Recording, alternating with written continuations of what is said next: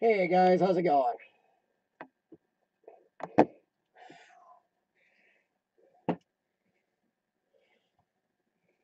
What's going on in your sections of the world? Hey Brian, hey Walt. I hope Desertify got my Sin City Soap and Candles. How's it going? Kind of like that name, by the way. Sorry, I'm just checking to see if Desertify got my message. Once again, time zones, everybody. Just trying to get this puppy. Sorry, it was being tangled around some stuff. That's what happens when you have cats. So he was tangling around some stuff. Oh, not too bad.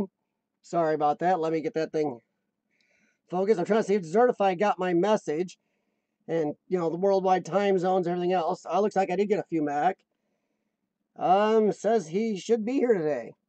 Good. So when we do review his video, you guys will be able to ask him questions, or he'll be able to let you know what's going on with his video. I've been following Desertify since before he was on YouTube, just when he was an Instagrammer. So yeah, it's kind of cool. I think you guys will like his videos. He's got a voice though; it's almost made for TV. I mean, you hear his voice, you're like, wow, he should do documentaries, and he really should. Hey, Brian. So yeah, he really does. If you watch any public television documentaries or listen to a lot of radio hosts, you're gonna listen to his voice, go, holy crap. And he does a lot of voiceover work on his explorations. I do it, doesn't matter. My voice still sounds like this. His sounds great, so it's really cool and annoying all at once. So what's going on, Brian? Southern Illinois, Brian? Remember, you're Southern Illinois. We've got rain up here. The temperature's actually above, well, actually not above normal. Sorry, I keep saying above normal, but we've been below normal so long here in temperatures. Last like 3-4 weeks. That now we get near normal. It's like, woo, surprise. Sin City Soap and Candles, what have you got going on? How's your channel doing? We do discuss mostly urban exploring here, but we do also discuss YouTube issues and problems and stuff going on with YouTube. Because, boy, right now, I'll tell you what, YouTube, last year and a half, YouTube has got some issues I need to correct. Well, yeah, Sin City, you guys don't get the winters we get here. The winters that make me question my sanity more and more every year, as a matter of fact. I mean, I do have a lot of friends that live north of me, and I know I hung out with some of them. I've been north, but I question their sanity too for at least 7 months of the year because it is flipping freezing up there. Good, glad to hear that, Sin City. Channels are all over the place right now, guys. Yeah, Brian, I heard you took a break from doing some streams, man. What's going on? You okay? I mean, some of your streams were pretty good. There were others, as you and I've discussed. You got some stuff you need to maybe change a little in your life, but maybe that's what you're doing. If so, hey, I'm all for it, Brian. If you need a hand, let me know, or just somebody to talk to. It's but yeah, it's your streams. Don't hopefully you get everything correct and get back on, Brian. You got some decent streams shoved in there, man, and they're decently long, and you don't let people hang too often, which is good. Yeah, Sin City, your summers are hell, but see, I've been out west. I would rather your super hot, dry summers than our 90s and super humid. That humidity is oppressive. I admit, when I've been in Vegas and Arizona and stuff, I've had to carry water. There's that dry heat. You gotta be careful. You don't feel it, it'll suck it out of you.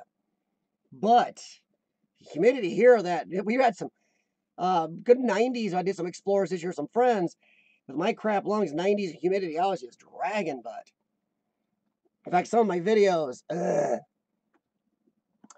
Brad Boggs, how's it going, Brad? Welcome to the stream. My next explorer, Brad, or next explorer. Tonight we are going to review Desertify Urbex. His channel is at Desertify Urbex Abandoned Places. Link is in the description for this stream. He is somebody I've been following since before he was on YouTube.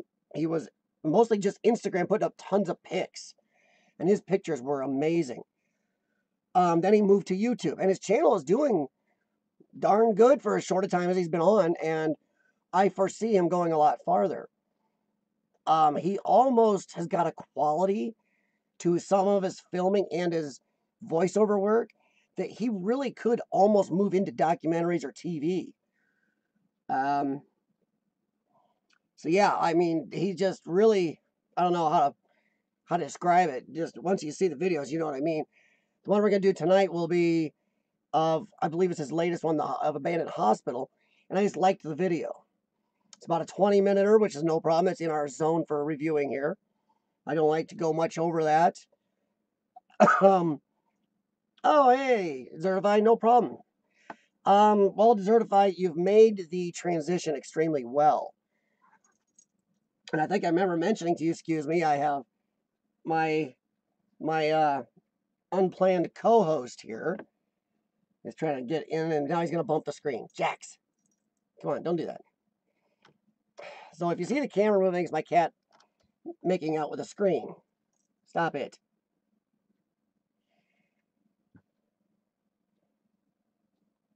Hey, Ross, how's it going? Just a second, guys. I gotta move somebody. I got 15 pounds of kitty cat who's gonna knock stuff over. And he's a little rambunctious. Ross, well, I appreciate the thought. If you do want to, you can hit the $ here, or my PayPal link is in my channel description. If you go to my About section, there's a PayPal link in there. So if you do like to, I appreciate it. And all Sean and I ever do, anything we've ever been given through our explorers has always gone back into it. Usually gas money, because some of our trips have been 10 hours each way. Others are closer, but it does take to do it, you know, money and time, but we do love doing it. So some of you know, Sean and I have been doing this for over 30 years. But I made the leap to YouTube about 1.5 years ago just because I wanted to share with people and honestly preserve the stuff, because I was afraid after our house fire from my parents, where they lost a lot, I lost a lot of stuff because I had stuff stored there. I don't want to lose them anymore. So I lost about 25 years worth of my explorers, old videotapes, explorers, pictures from Instamatic cameras. Oh yeah, the old stuff. So I don't want to lose it anymore. You know, I have backups. What if something happened here? But yeah, Ross, if you do like to, like I said, I have the super chat button below. Or if you want more direct, my PayPal link is in the description. But thank you very much for asking. And I don't ask anybody to do that. If you want to, thank you, though. Oh, sorry, Desertify. I'm trying to catch up to the chat. No, Desertify, your videos, you got a good film quality. Like I said, I mean, I don't want anybody to think I'm picking, or you, Desertify, think I'm picking at you.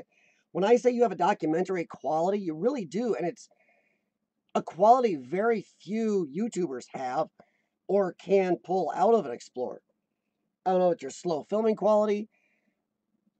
I'm betting you use a gimbal, which to me, most of the time, I don't like gimbal explorers. Honestly, I really don't. I think they take something.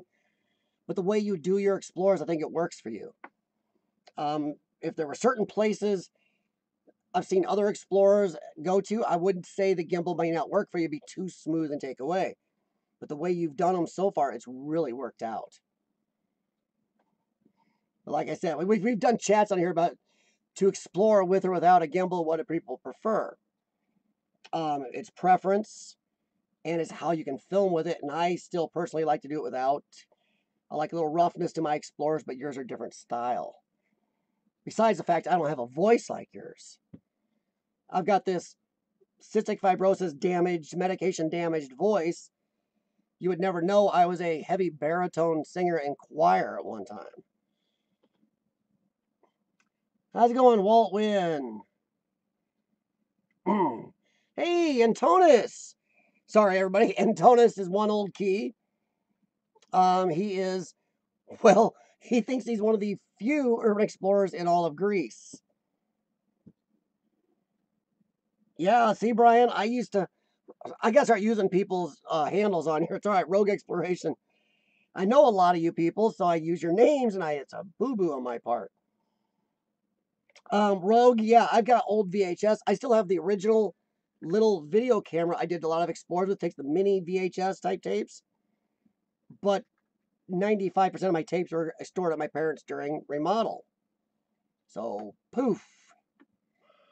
Not doing too bad, one old key. The lung's been a little crabby lately, but I think I got it under control. Enough to take 1 or 2 more trips before winter. I'm just trying to get a hold of Lord Explorers and see what his schedule is going to be.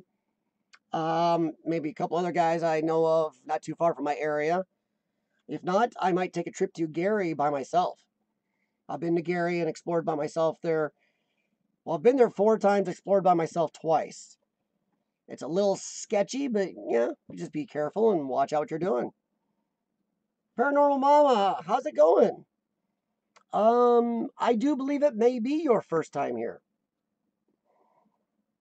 I'm just hanging out. We're going to chat a little bit, let some people come in, because I know here in America, I start at a time where some people are just getting off work, heading home. And I know it's tough to get on, but I know for a lot of you overseas, I found out I don't want to come on much later than this because I appreciate how you guys sometimes wait up to come on the stream. One guy I'm missing is Urbexy. That's a strange one. But I'm sure he'll pop up. And there's one from the UK, Wayne's World of Exploration. How's it going, Wayne? Yeah, Rogue. I really hate winter. I don't like it. It slows down my exploring. It's not good for my health. Winter's just not fun to me, even when I use to ski a lot.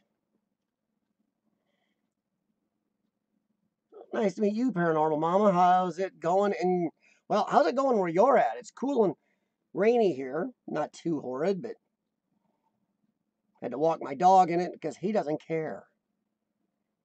Let's see. So, to my explorers here, and that includes paranormal explorers. I personally am not a paranormalist, but I do watch some paranormal explorers because they also go to cool places. And I never know.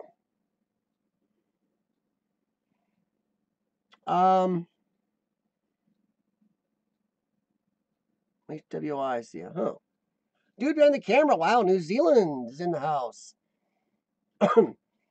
See, that's what I mean. It's hard to find a time zone to do your live streams where you can mesh up with everybody you know, everybody you talk to, everybody you communicate with. That works for everybody. It's so tough. We need almost a YouTube time or an internet time where everybody knows a certain time. So what's up, dude behind the camera? For those of you who don't know, the dude behind the camera does a lot of major editing from Urban Kiwiana, who's been really kicking it this year. Wow, Ross, thank you very much. And it does help, Ross. I'm not going to lie to you. Sean and I don't go out asking for, really, but we do appreciate it, and that will definitely go in the gas tank of the Explorer Opala. The old girl, she's 2005, and she is pretty good on gas, thankfully, but she's getting up there in age. Ray the fam, how's it going? Oh, Paranormal Mama, yeah, you're south of me, though. Kentucky doesn't get quite as cold as here. My wife and I almost thought about moving to Tennessee because there's a very good cystic fibrosis hospital down there. What's up, Ray the fam? And once again, I got to say thank you very much, Ross. It is much appreciated. I'm still new to that, and I get a little blushy, so sorry if I turn a little red. And I do appreciate it very much, though.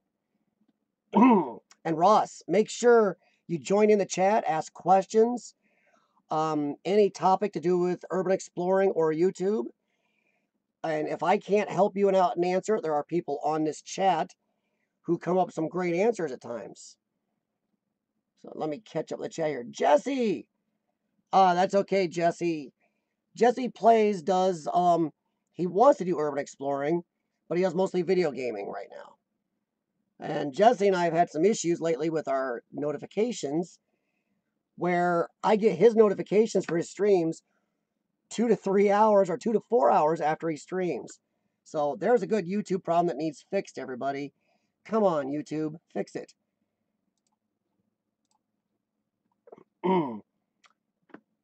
Ray, Jesse, I'm not doing too bad. I know I don't talk about my CF very much, but my lungs are doing a little better. The medications they gave me seem to have stabilized me for the most part for a while, so no hospital stays for a little bit yet.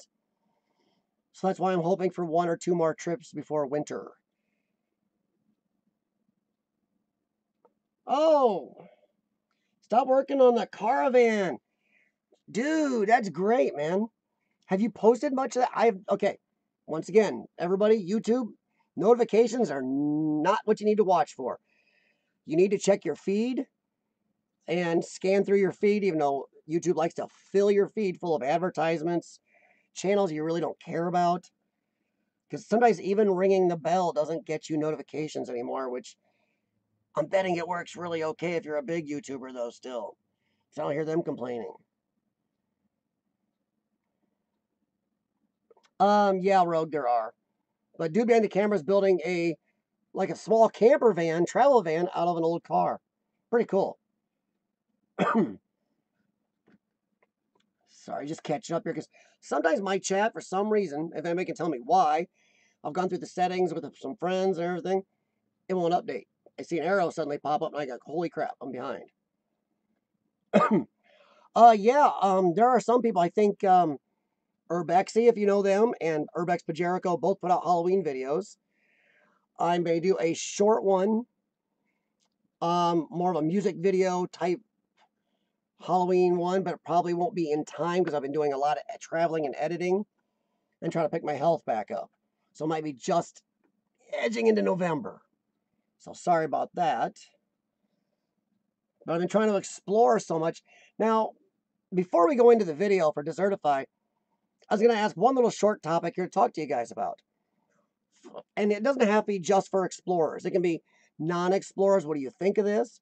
And for the rest of you that are urban explorers, I explore because winter is bad around here and my health kind of with it. I explore like crazy. As soon as it gets warm enough, and I explore right up till winter. I do try to explore in the winter, but it's really very hard to.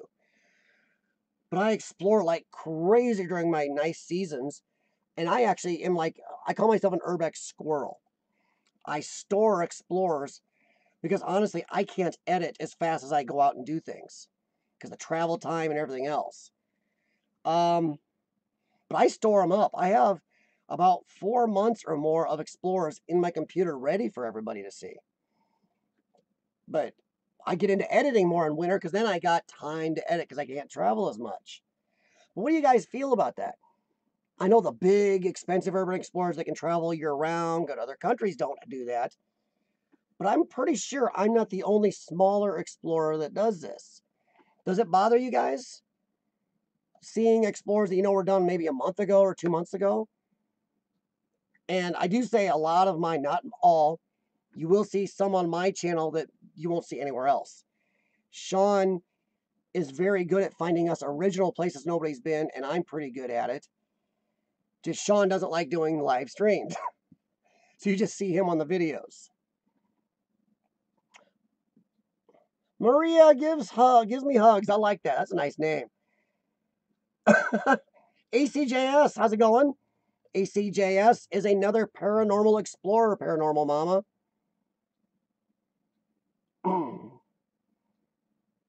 No vids on the caravan for another couple weeks. Okay. Sorry, just catching up again. I just suddenly got a blue arrow that says, you better move your chat. Wow, Rogue likes exploring more in the winter. Yee. See, I don't because anything with a screen does not like the cold. Your batteries don't like the cold. You got to cover your hands. A lot of things are small buttons or touch screen. And I just don't like cold. But I know, Rogue, you're not the only person. I know of at least 2 or 3 other explorers that like the cold. Even though one of those is in Florida. So I'm not going to let him tell me he likes the cold. So Rogue is the only one here right now that likes the cold.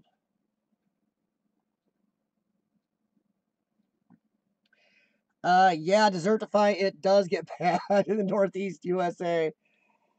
You're one of those people I feel sorry for then, and I'm also thinking you're slightly crazy. I think I kind of am borderline living too far north anyway. But there's a few reasons. I grew up in this area. I do like the area when it's not freezing and doused full of snow.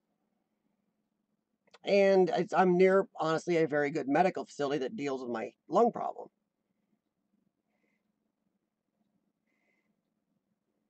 Well, thank you, Maria. I mean, I appreciate you stopping by, especially if you're tired. But Ray, I like spring, fall, and summer. I love those. And I just, man, I don't like winter. I like the first snowfall. Then after that, I'm like, okay, winter can end now. Yeah, Rogue, I am north of you, bud. I'm like 5, 6 hours north of you, Rogue. That's why I'm not sure I'll make it down to see you this year because my doctors are telling me to limit my distance for a while. One old key, you are in Greece. What type of snow do you guys get there? I'm really honestly not familiar with your winters. I know my friends in New Zealand, Kiwiana and them they get winters where they wear sweatshirts. They don't get the nailing of 40 below zero we had this last winter here much.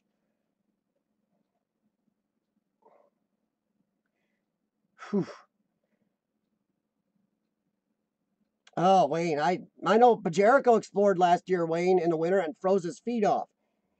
Because you guys had a winter almost like we did, where it got below normal. Even for us here in this area, it got below normal. We had winter nights so cold we had to keep the vehicles running. We were kind of like Canada for a while there. So thanks, Canada. Well, okay, so we have an Iowa sucks on here. Okay, CJS. Ray's in California. Well, Ray, you don't get the horrid winters then. Well, Rogue, we had a lot of snow here last winter, and we also were the coldest winter in the last 30 years, or 30, 35 years around here last year. Yeah. Okay, dude, in Celsius last year, we were negative 30 or so. It was cold. Sorry. Yeah, one old key. Did you hear me? How cold did your winters get? Brian E. Or Byron E. You sent 2 posts and no reply. 2 posts to what? Is it on YouTube or? Yeah, negative 30 Celsius here, one old key. That's like our winter was cold this last year. Phew.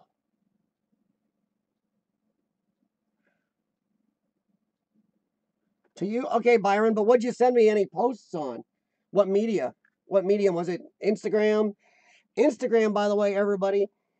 I've got people that message me on Instagram because that's all they use is Instagram Messenger. I may not get your messages because honestly, I've been lazy on Instagram, but also since they upgraded to Instagram TV and all that stuff, I get absolutely no Instagram notifications. None. I don't get a beep, a ding, a number on my phone, nothing. I'll go check it. I've got 40 people have checked out my pictures. I got my messages. And I'm honestly, without a ding, with so much going on, I do forget.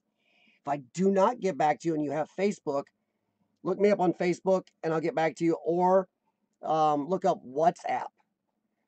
That's one. But Jericho got me in on it. WhatsApp it always notifies me no matter what, and I will get back to you. So I do have a. Okay, see, Byron, that's why, because on YouTube it's so iffy. And their message, I will check it out as soon as I'm off the stream here, Byron. Thanks for letting me know, because you just don't know. Yeah, Rogue, I think that's the coldest here too. No problem, ACJS. Um, I see a good amount of explorers, and then others I'm not. Others are just fans and people interested in abandoned places. What do you guys think though about the big explorers who can travel world, year round versus some of us small guys who really can't, and then we do kind of explore our butts off in the warmer weather and save some for the winter? Because I don't want to go a whole 5 to 6 months without having something to show you guys, and you don't want to stare at my face doing more live streams. I mean, you do it enough. So yeah. Um, yeah, I mean, there's people like, I know a lot of other smaller channels, I believe, are doing what I do now. They store it up and try to have you guys something to see all winter. Plus, it's when we have time to, but that's when we have time to edit. A lot of us smaller guys, if we travel a lot and work and stuff, winter, when we're not traveling, we can edit a lot. Harrison! Harrison is over here from a live stream me and Dude Behind the Camera do every Friday night on Tough Topics. We do political things, things that grind your gears, stuff like that. And Harrison is always coming on there trying to get us off topic. We call him the Squirrel Master. Yes, Desertify does have a great gallery on Instagram, everybody. I may try to put that in the link also below in the details after this.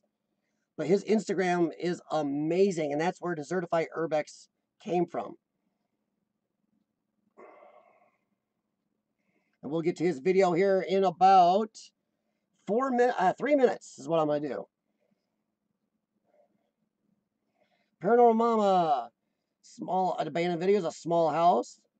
It all counts. Paranormal Mama, if you look at my channel, I'm not saying watch my videos, just if you scan through and look, some of them are just small places. But that's why I use the hashtag real Urbex, and so does some of the other smaller channels I deal with a lot. Because we don't just put up the big fancy stuff, our best finds. We love urban exploring so much, we put it all up there. That lets you know we're not doing it just for views, everybody. If I put up just a pretty bare abandoned house, but it looks cool from the outside, I'm not expecting 1,000 views out of that. I just love it and want to make sure it's preserved up here. A lot of the smaller guys are really like that. So that's why, I kind of go with the smaller guys. Oh, there's no problem, Byrony. It may be there. Sometimes they get lost in my feed because the way YouTube does things now, they're getting weird, and they're eliminating certain things. They get the new creator studios coming online, which I'm very iffy on. Harrison, exploring community. The exploring community is mostly what we call urban explorers. I am an urban explorer who usually concentrates on abandoned places. There are also ones that are concentrated on mostly just paranormal places. Then there are some that concentrate on a mix of paranormal and abandoned. And then there are some who concentrate on just cool places. Things they find cool. Certain national parks or mountaintops where very few people have climbed to, or neat places. Exploring community is a whole mix. I concentrate on a lot of abandoned places. But pretty much an urban explorer is a type of person who goes out and captures on picture, film, anything they find super interesting and want to share with others and preserve it. Something a lot of us don't get to see. A lot of the people on here right now that are explorers do seem to concentrate on the mostly abandoned. There are a few that aren't. A couple that aren't here right now do not concentrate just on abandoned. Some do the paranormal, just exclusively. Harrison, do I believe in paranormal? Honestly, I'm on the fence. I'd have to edge on the side of no towards science, but I don't know everything, so I do watch some of them, and honestly, I keep an open mind. I mention them a lot. I follow Spectral Wolfpack for a long time, but they also go to some cool places. RJ32, how's it going, man?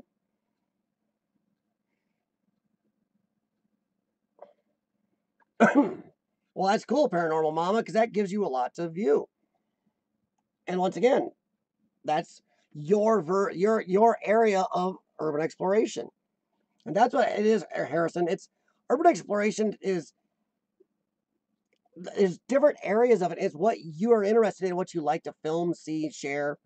I know some people actually mix abandoned with other areas of exploration. I've got a few that aren't totally abandoned places. I got a military boat, a small ship I did recently as part of a tour I really want to share here soon. Just trying to edit it in a way that does the veterans justice. Yeah, like messing with giant wasp nest, RJ32, yeah. Harrison, how do we become aware of new places to explore? Well, a lot of people on here tell you there's a lot of different ways. You can do internet searches. You do tax searches. If you find a piece of property, do tax searches. See who's paying taxes on it. Send letters, make phone calls, visit people in person. You talk to government entities, which 90% of the time, government entities, you just get a. You do Google Maps and Bing Maps searches. Sean and I do the best what we call freestyling or scouting. We drive around looking for places. We always carry our exploring stuff with us. Sometimes you look up court cases. We've actually run into court battles in court where a company is trying to disown a property, so they don't own it. They claim no ownership to it. Yet the city or county or state are saying they don't own it because they don't want to pay for this piece of junk. So actually, it's going to no ownership situation during a court battle. We've explored 2 or 3 places that way. So it's a whole mix of ways to find things.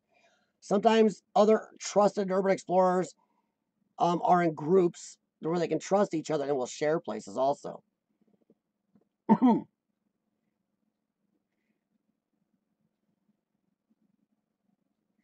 Sorry, I'm catching, yeah. The only bad thing about UER, Desertify, UER has become, in a way, there's a lot of big, well, not big, but a lot of explorers won't share on UER anymore because there's a lot of people getting on there that are using it to vandalize and arson places.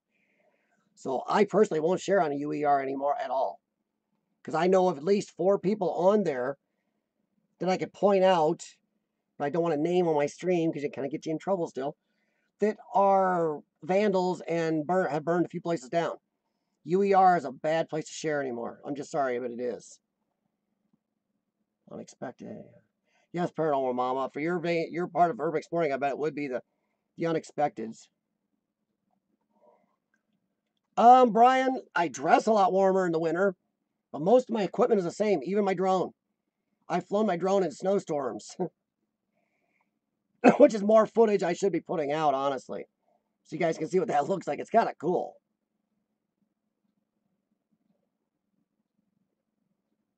Well, yeah, RJ32, like urban exploring covers a whole range of stuff. It doesn't have to be just abandoned or paranormal or abandoned paranormal. It's a range.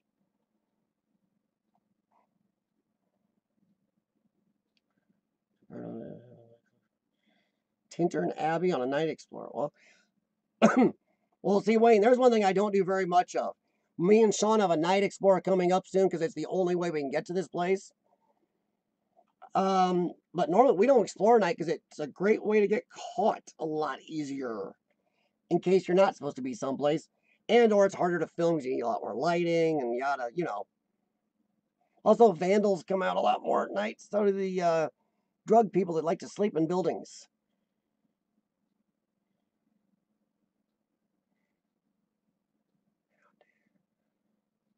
Well, yeah, Desertify, it is outdated because a lot of explorers aren't sharing there anymore. Huge amounts of damage and vandalism happen, so a lot of people pull back from it. Problem is we need a closed there needs to be a closed urban exploring database for explorers that do want to share and glean sites from each other. Problem is, how do you do that? A friend of mine tried to do that, but he couldn't figure out how we could make sure somebody wouldn't share it with just any old person, then we'd have vandalism again. So it's gotten hard to do. But yeah, Byron, like Wayne said, I just bundle up more.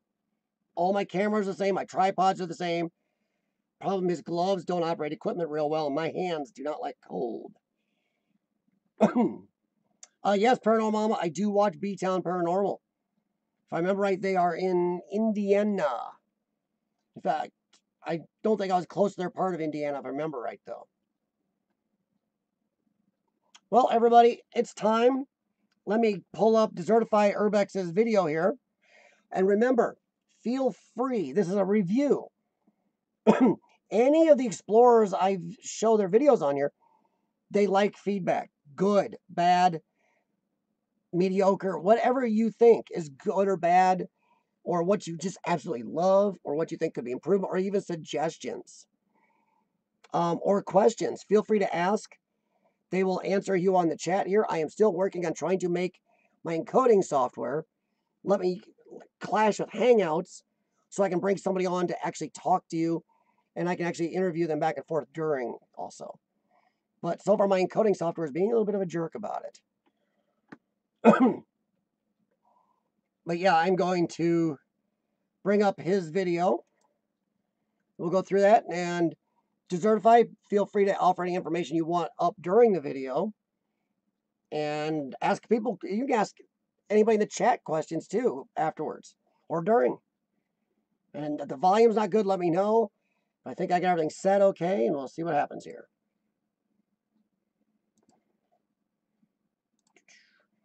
And here is his channel, everybody. I like to look to show everybody. See, he's doing pretty good. He's a newbie, but man, he's kicking it, and there's a reason why. When you see the video, you'll understand why. Now I picked this one. Where'd it go? There it is, this one right here. So here we go, everybody. I hope you enjoy this as much as I do. And try to keep calm to the mellow sounds of his voice, which is a voice definitely for an amazing radio program. But here we go. And I'll check the chat during the video. Hey, Dad. Uh-oh. Still doing that homework project, huh? Yeah. Oh, that's really great. Can't do that during the stream. I don't know why I did that. Code. There. Caesar. Oh, come on. Politician. You can't keep doing that to me. Ruler. Man.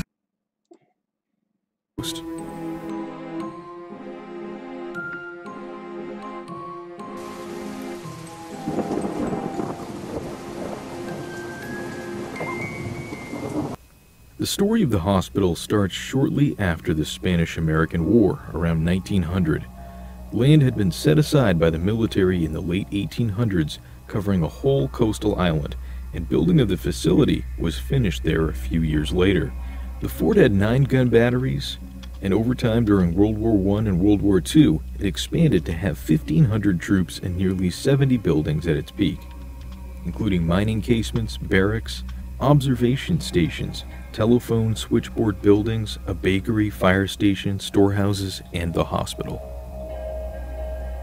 After World War I, the base was abandoned by the military and became an empty and huge complex covering the whole area like a real-life Shudder Island. Eventually it was parceled off to private buyers in the 1960s, and the buildings renovated or destroyed. Somehow, through all of this, the hospital remained, over the decades becoming more and more derelict. It now is a sole reminder of the long-ago history of the island. This exploration we have brought along our friend Bowman, a local islander who has joined us for their first urban exploration experience. To my knowledge, no one has ever captured this hospital on video, so this will be a first for YouTube as well. When you approach the hospital, it's almost invisible in the trees. It's a Hollywood haunted house nestled between various expensive island properties. It broods in their midst, very out of place, which makes it seem a bit unreal.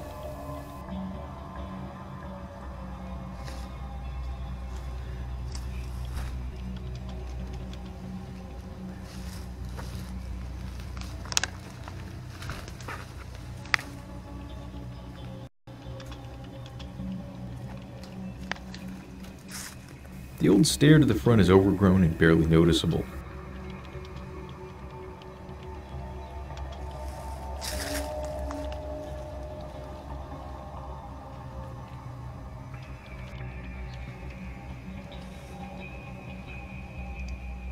The windows stare with shredded curtains like sleepily cobwebbed eyes.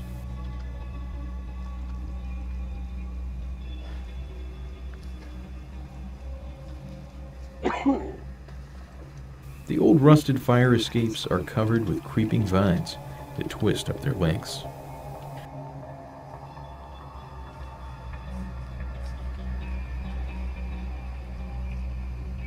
We head inside and immediately are surrounded by the old boilers and furnaces of the hospital. We split up to cover more ground and find the best way up. Our videographer, Thinkmaker, explores as I find the best places for a few good shots.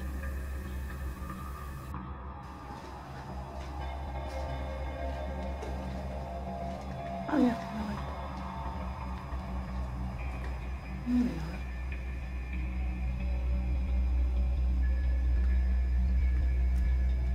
Parts of the ceiling have given in.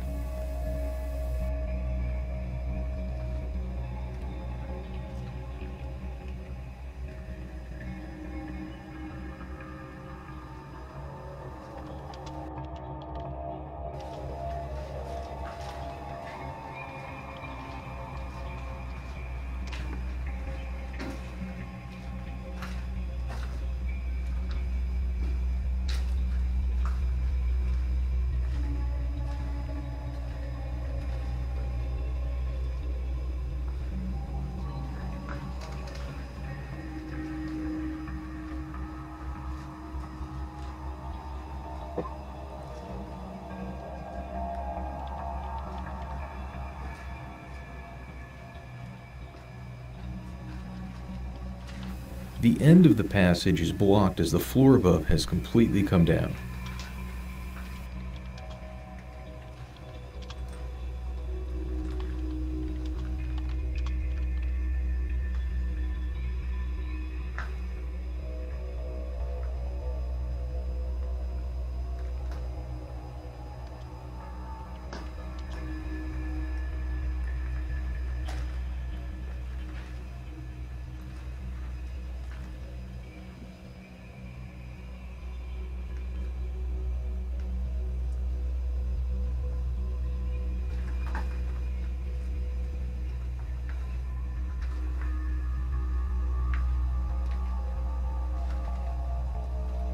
We turn around and head into a maze of small rooms.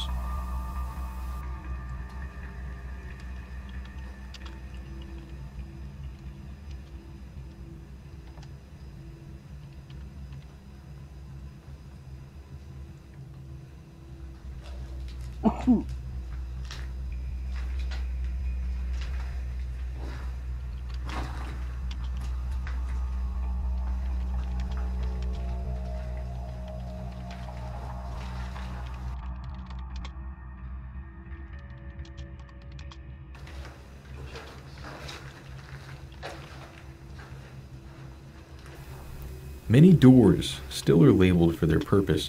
The drug storage room strangely also has what seem to be furnaces, possibly for medical waste disposal.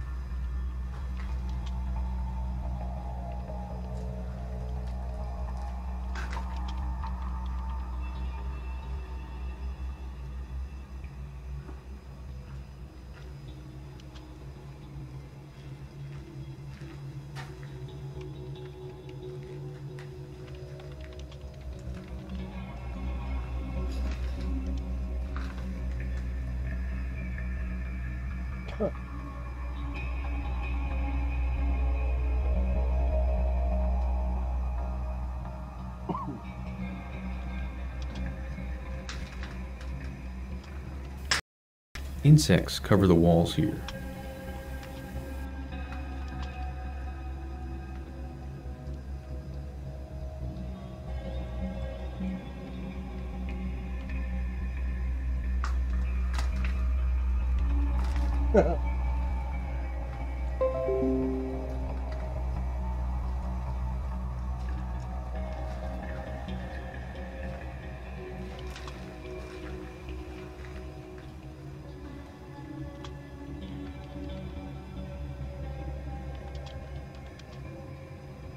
We head up the stairs into the main building.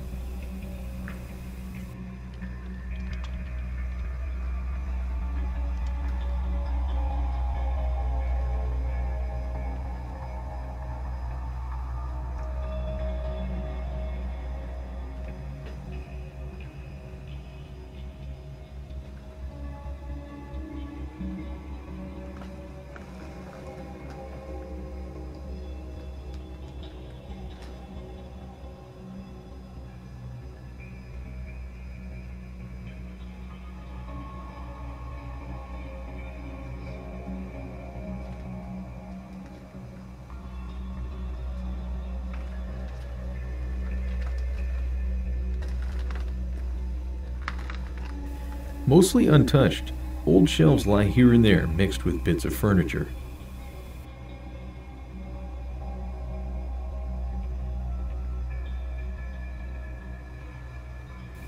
The tin ceilings, often a sign of the age of a building, in this case may have protected from the ravages of water damage.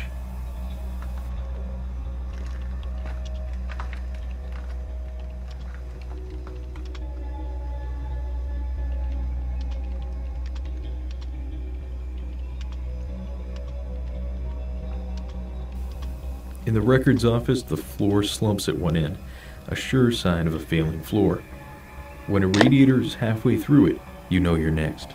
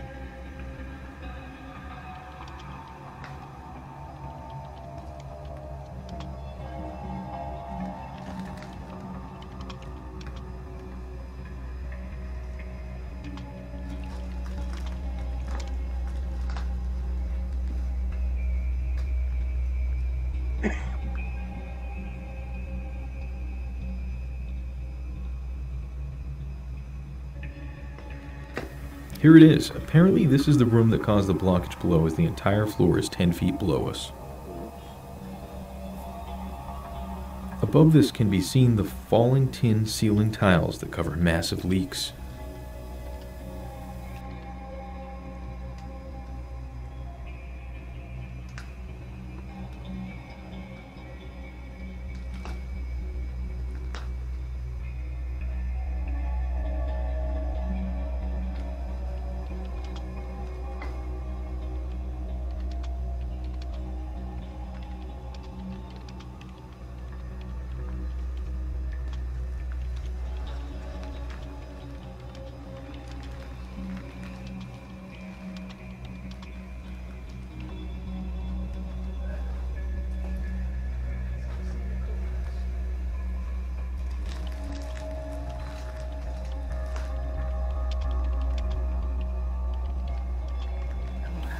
The fireplace in the room denotes an important resident, maybe a doctor or administrator.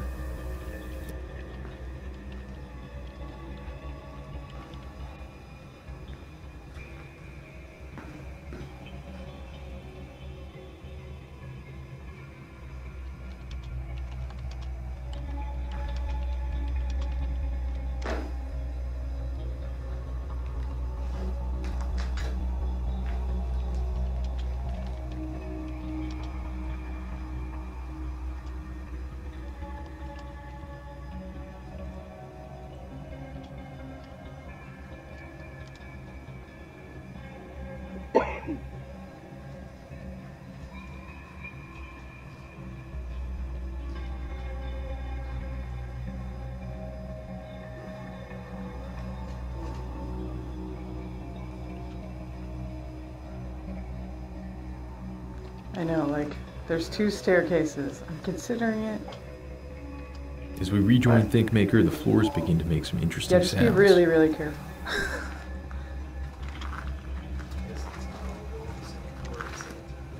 Yeah.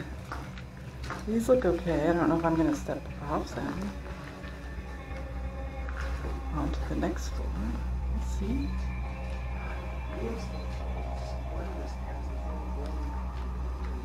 Yeah, they're pretty. They don't look wet or anything either. So. Yeah, I don't know about these. But this is not bad.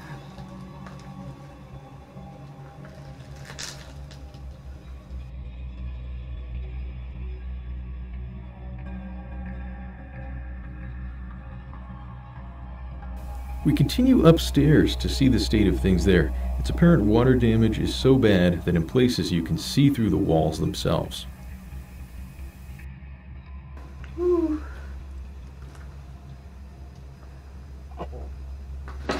Oh, Jesus.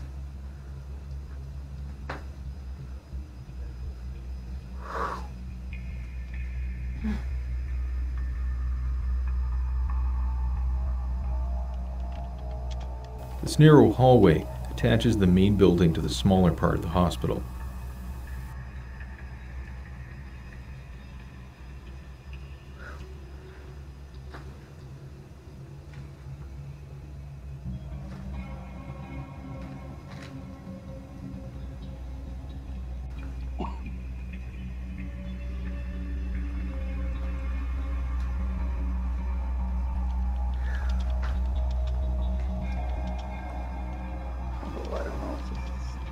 Sure it's not.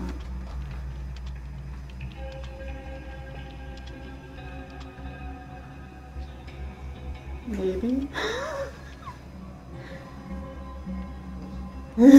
I think so. It's pretty. Really?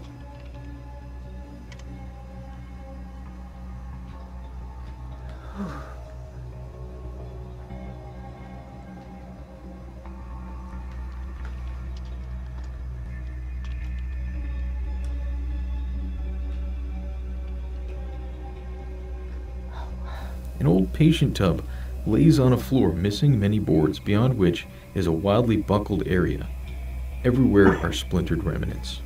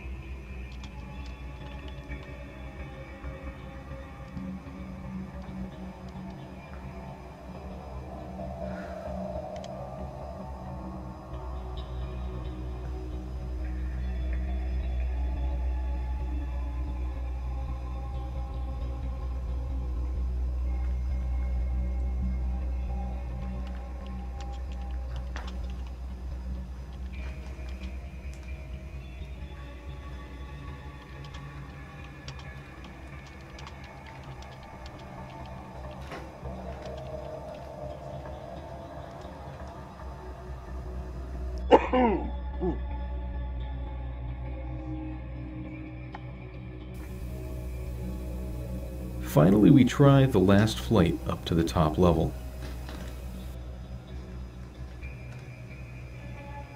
Jesus.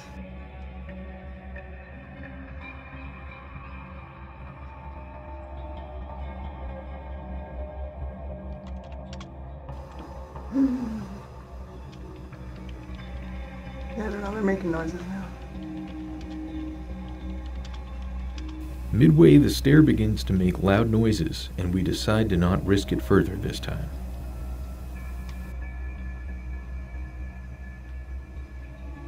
Excuse me.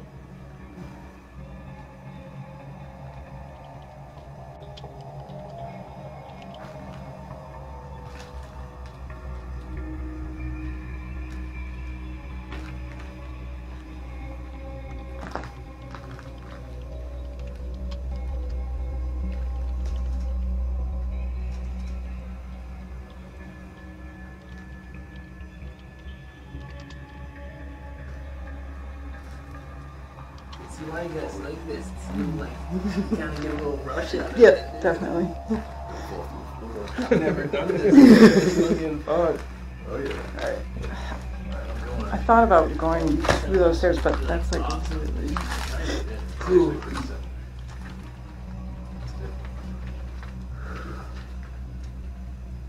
We try the hallway below, which looks like one a movie murderer would chase their victim down. As if to back this up, a breeze picks up, blowing the remnants of the curtains in the wind.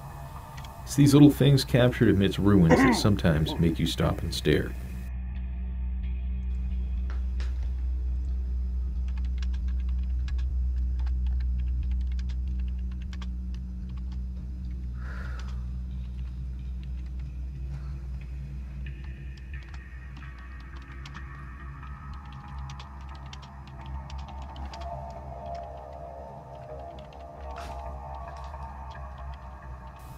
The floor ahead is covered in holes and rotted wood. As visitors materialize outside, we decide to call it a day and explore the further areas at a later date. Join us next time as we head into the forgotten and vanishing resorts of New York's Borscht Belt.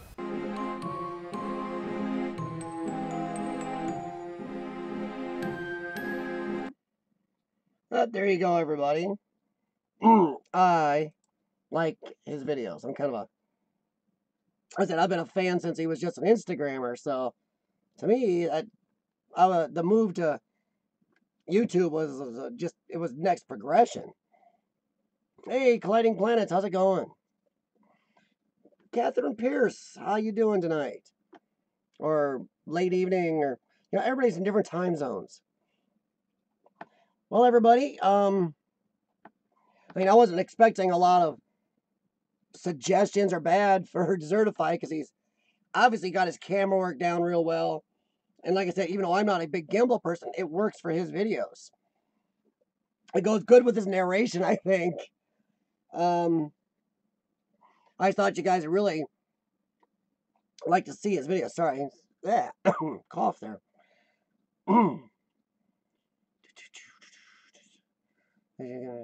It's it is tough to certify. I mean, it's for a lot of the small channels on YouTube right now, it's a very tough time. So you came in at a tough time, but your channel's actually doing pretty good this early on. I mean, kicking my butt, but you're doing pretty good right now because your videos are good and you got a different quality. And I know I say it a lot, but I think your narrating voice really does help. It really does.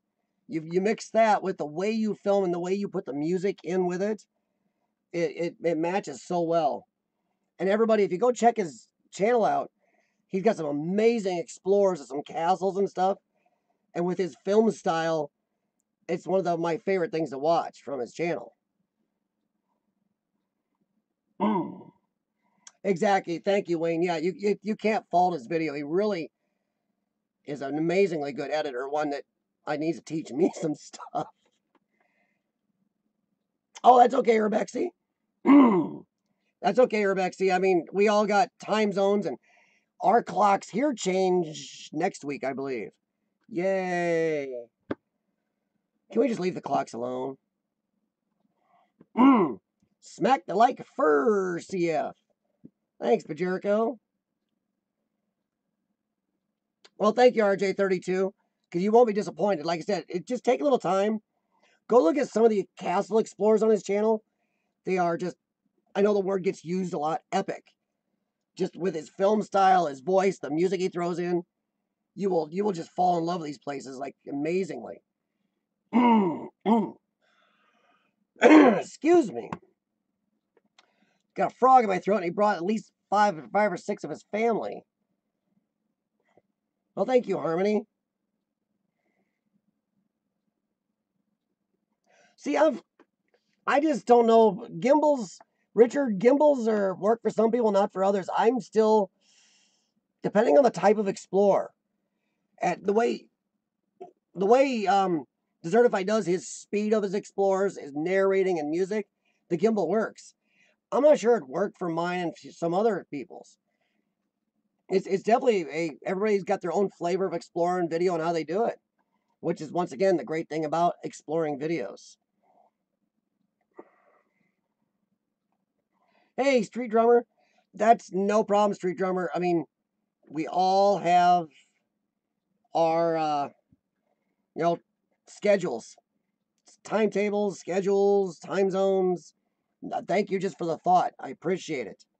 And yes, everybody, please at least give a like to the stream if you enjoy the stream, and do that for anybody's live stream and or video you do view. If you don't comment, at least give that thumbs up, because that does let the YouTube algorithm know and the creator know that the people are enjoying their videos. I watch a lot of videos on the treadmill. It's awful hard to hit that screen to leave messages while you're trying to go on a treadmill. But I always hit a thumbs up when I'm on treadmill. Steady Boy NZ, another one of the New Zealand crew, who's also been part of the last couple of amazing Kiwiana videos. A couple good meetups there, Steady Boy. Nice to see you in them.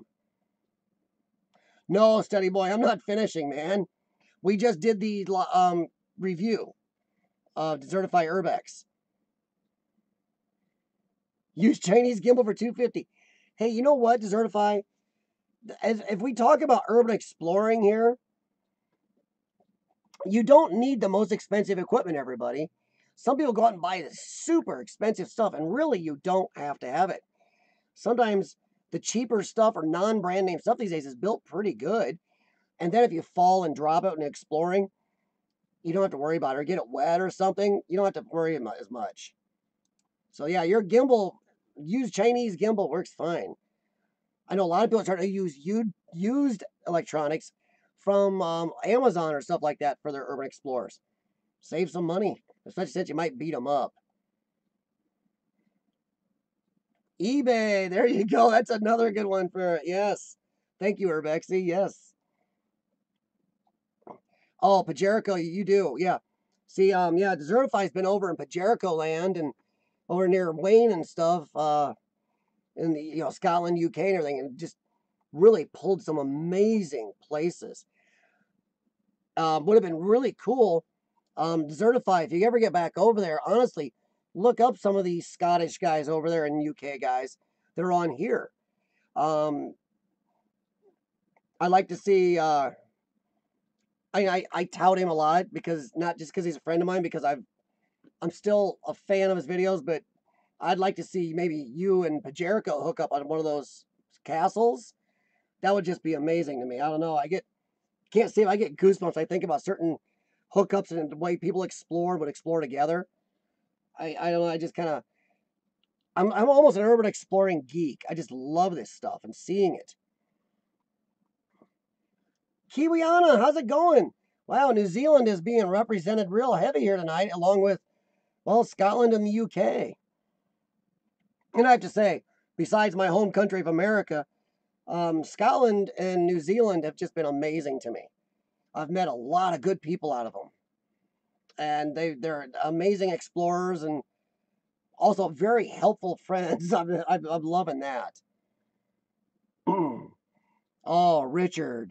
You haven't done a castle, Richard? You had to, man. Some of the stuff you've seen. A lot of you guys see stuff I don't get to see here. And I love you throwing it up on the screen for me to see because it's just amazing. Because you guys see what I got here. I got from small houses to huge industrial stuff, but I don't have, holy crap, castles. I don't have stuff that's, I can point to go, well, that's 1,000 years old. We don't have that here. I mean, our country's only like 260 years old, so. I mean, that would just be, but Jericho, Desertify, you guys would be like one of my dream team little collabs I'd like to see. I think your styles would just be crazy cool mix. Haven't you ever seen that? You look at some explorers and you go, oh, I'd love to see this person and this person. It's like, ooh. Of course, I'd kind of like to see like, I'd like to see the Kiwiana crew. And who would I like to see the Kiwiana crew explore with?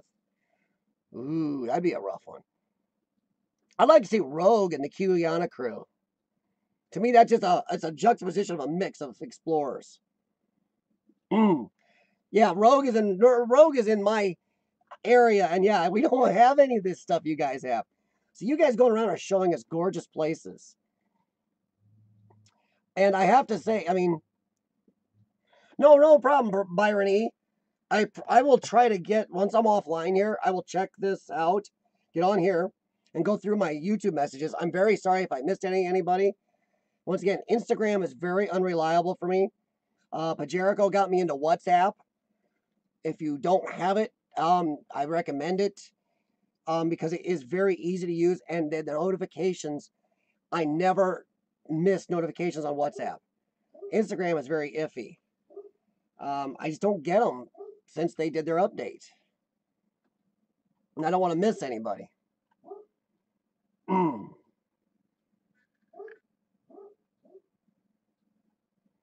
Have it going, Byron.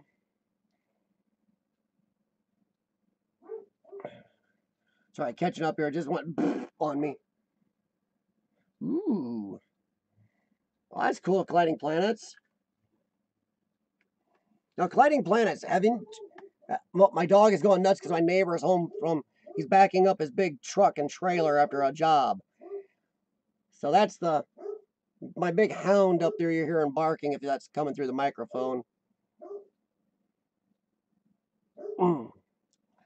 Yeah, Urbex, he's up there looking through our big glass windows, and he sees the neighbor kind of behind our alley. He sees the lights of the neighbor backing up his huge trailer, so he's freaking out.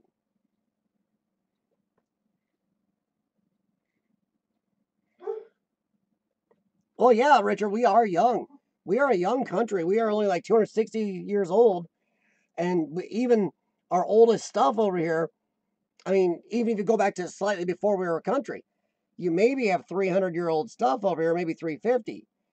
But you guys over there, you go film something that's 600, 800,000 years old like it's nothing, and we're all going, that is so cool. Wow.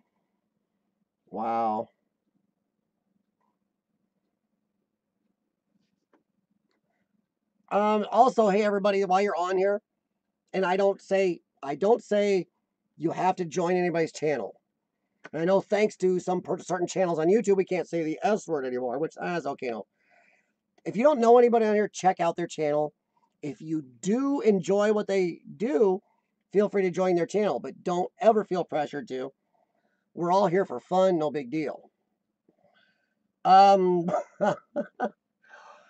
Jericho, if Michael Myers is coming, he's got a big problem because my dog may be old, but he's still 100 pounds of big teeth.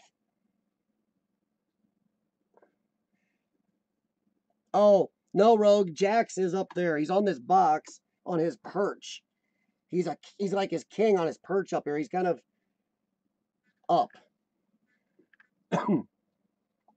Richard, we have huge area in the United States. And honestly, that's where we are spoiled here. Our country is very large. We have so many different areas of just different climates. We have deserts, tropical forests.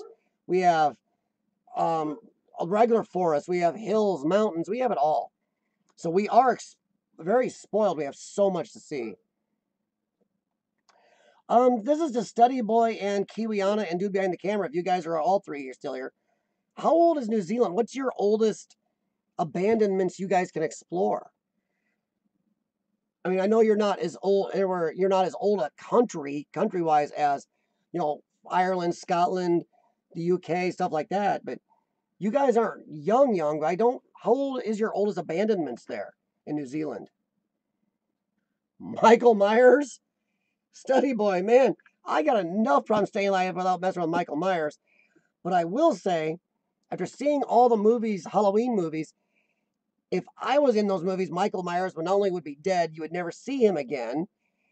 Because when they get him down, they all scream and run away. I'd keep beating him. I'd feed him through a meat grinder and feed him to a bunch of pigs or something.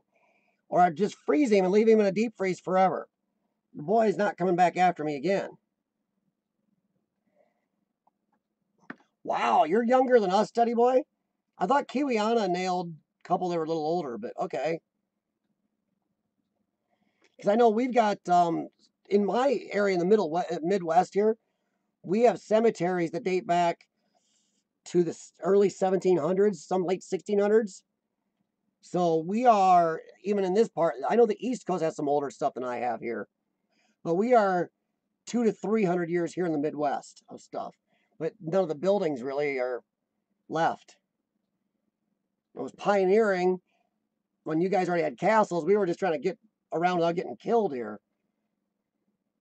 1700-ish, okay. Yes, they do certify. They always throw the weapon down and run, or they just stop and run away. It's like, no. Then they trip or forget how to start their car, or hear a noise downstairs and go check it out. No. Exactly, Harmony. You don't drop the machete. And you don't stop hacking him. If you get the bad guy down, you're hacking him and he's out. Just keep going. Make ground chuck. That's all you do.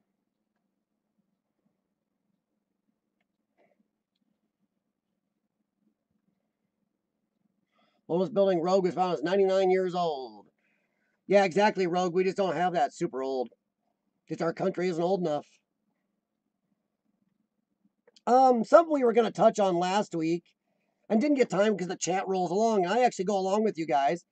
If you guys have stuff you just want to talk about, I have no problem doing that. And I just go with it. I run upstairs. Yeah, exactly, Kiwiana. We can go on all night about horror movie, guys. Because trust me, I even look at, like, you know, all the horror movies where the bad guy's walking, the evil dude is walking. The people are running from him, but he catches them. You know, they ran in a straight line. It's like, wait a minute. So they're combining Star Trek with, horror movies. Sorry, I'm catching up here. Yeah, horror movies. I actually have a problem watching horror movies because I look at the people in them as two shades of stupid. My best 4 friends have just got killed. Brutally. The lights are out. I hear a noise downstairs. I'm going to go downstairs and not pick up a stick, a bottle, take my boot off so I can hit somebody with it. I'm just going to walk down in the dark with nothing to see what the noise is. No, because if I hear a noise downstairs, I know where the bad guy is, and I'm out the front door and gone.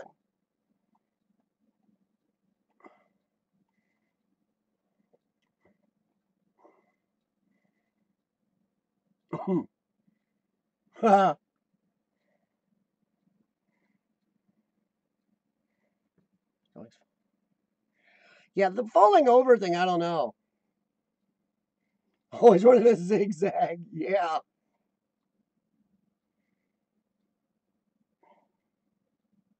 See, I can't watch horror movies a lot of times. I laugh. It drives people nuts because I end up cracking up laughing at horror movies. Because I find that people just so... It's like the only people in horror movies are people that have never seen horror movies and or have the IQ of my left tennis shoe. So yeah, it's like, So there you go. Kiwiana laughs too. I do like revenge horror, where somebody's been wronged, and then they come back and totally get all the people back who wronged them. Excuse me, by the way. Energy drink. Oh, yes. Let's split up, everybody. No. I'm more the everybody pick up a club. Let's stay in a group. Backs to each other. Sucker comes near us. Everybody gather up and club the crap out of him. Yeah, Richard. Problem is, realistic characters in horror movies wouldn't be caught in horror movies. We get that feeling something's hinky or something's going on. We're out of there. It's over. We jump in the car and drive away. And we don't forget how to start our car or drop our car keys. Or we'll back our car over the bad guy. Exactly, Urbex. See, I laugh at horror movies. I have to admit, I love zombie shows. You know, Walking Dead, Z Nation. I do like those.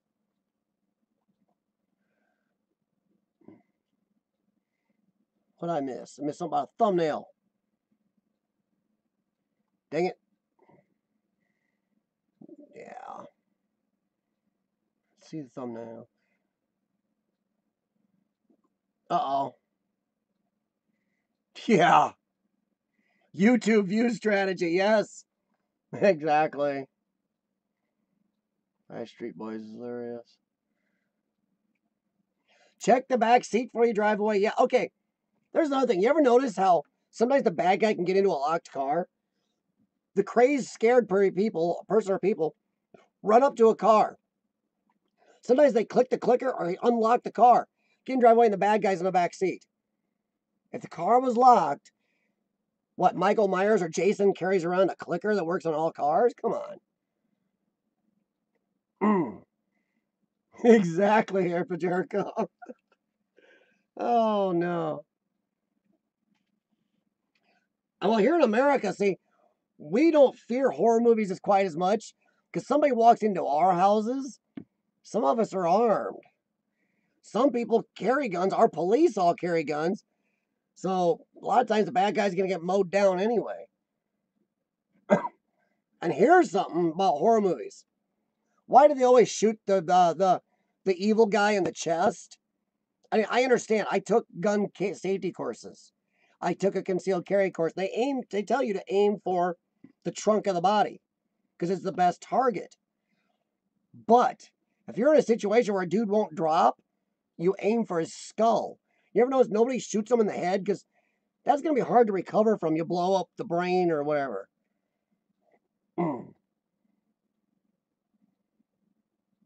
Oh, exactly, Rogue.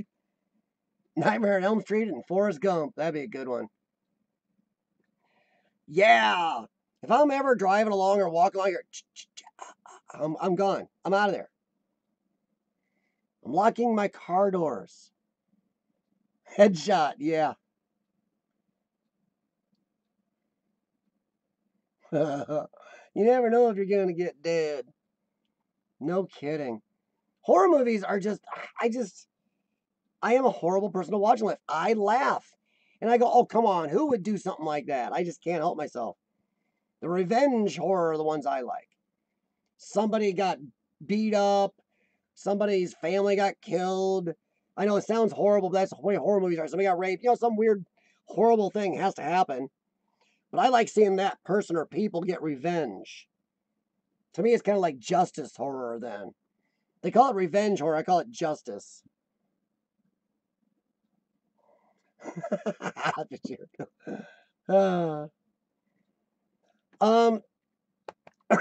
Yeah, horror movies.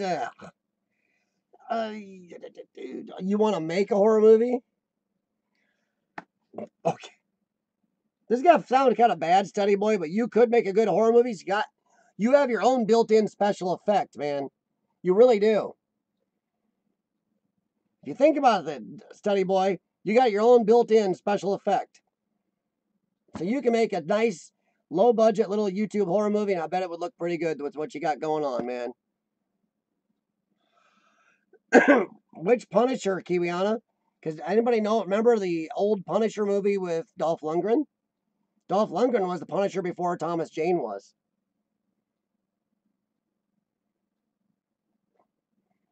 Exactly, dude. Why do they scream? Okay, especially the girls in horror movies. No woman I know would just stand there. and just let it happen and scream. But yeah, every woman in a horror movie looks like a total idiot.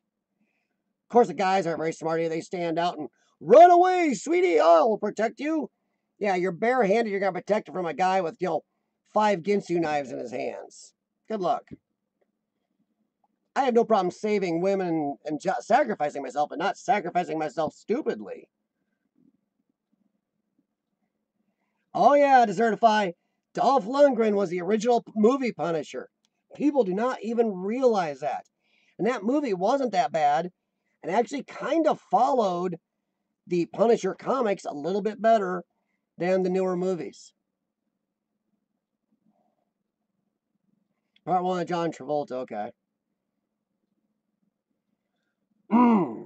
Dolph Lundgren's done a lot of good movies.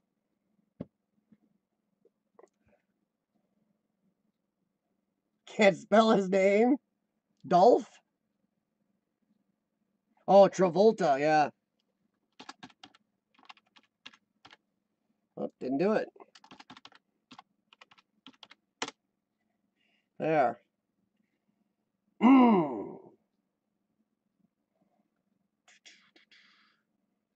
Sorry, just checking here. My little blue arrow came up and it didn't move. Oh, no, don't say you love remakes.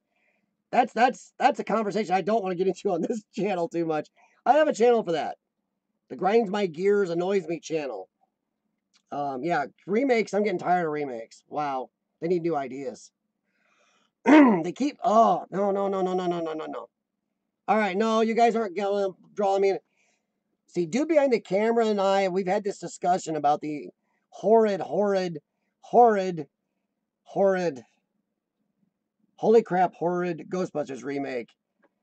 So he's trying to squirrel me. He's trying to be like the dog in the movie Up, if you've ever seen it. Everything pulls him off. Squirrel. That's what they're trying to do to me. I've met one person that says they loved the new Ghostbusters movie, but then I found out the only reason she liked it because she's a fan of one of the people in it. That's it. That's the only thing you have. Yeah, remakes of remakes. Yeah. I didn't even like them remaking or scrapping all the Tobey Maguire Spider-Man movies. Wow, we have definitely gone off track.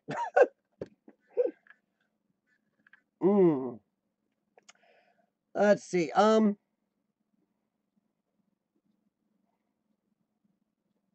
don't know. I haven't found too many of the remakes that are good, Kiwiana. I really haven't. Oh, Desertify. They keep remaking things horribly. Hawaii Five-0 on TV is a horrid show. The new Magnum P.I. I gotta get off this because you guys are killing me. Thor was, yeah. Hey, Jason's Journeys, how's it going? Elkton, Maryland, USA. Wow. Ooh, Rogue, that's a good one.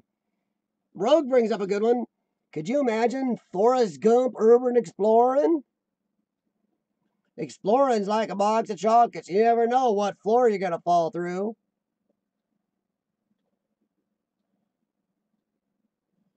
Mandy? Really? Desertify. I heard that was horrid. So now you're saying it's good. Now I got to check it out. There you go, study boy. Oh, we're not doing too bad, Jason. We've wandered here. We've somehow ended up with horror movies and remakes. So we kind of wandered into that.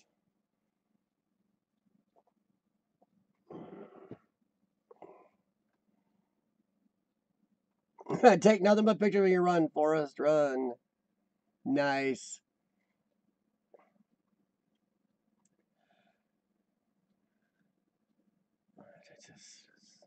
I know something that Urbex and I kind of want to talk about last week. We had a couple things actually, but we just didn't get to them because the chat, got wandered. What do you guys think the line is between view bait and clickbait? And there's definitely a line. As we talked about before, clickbait was a term just to get people's attention. But now it's been drawn over and turned into something nasty because of a lot of liars and fakers and people making things up. And yeah, liars pretty much works on YouTube. So now clickbait's been drawn over into that. So Among the Unknown made a whole new term called view bait, which is where you do things to draw people's attention or bring views to your channel or your pictures on Instagram or whatever else, but you're not lying to do so. What do you think the whole line is between something being view bait and clickbait? Because there is a line where you cross, where you're suddenly in one to the other.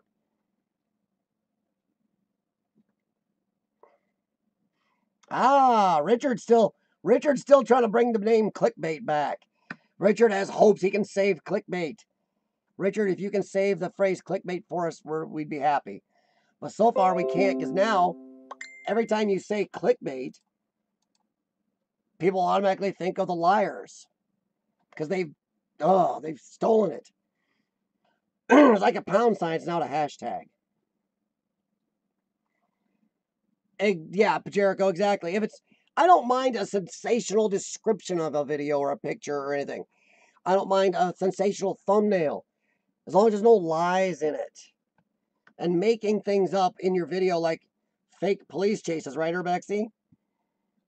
Sherlock Urbexy's gone through a couple videos, and yeah, we're sure that there's some faking going on. Ah, there you go, Richard. Yes, as long as you deliver. But Richard, be careful, because there's some clickbaiters out there, negative clickbaiters, who will say things like caught by police in their videos, when they knew the police were there and purposely went there to film to get the police to chase them. You can tell by the way it's filmed. Like I said, me and Sherlock Urbexy have gone through a couple where we know we've busted out a few people who did this. It's this new type of Urbex theater.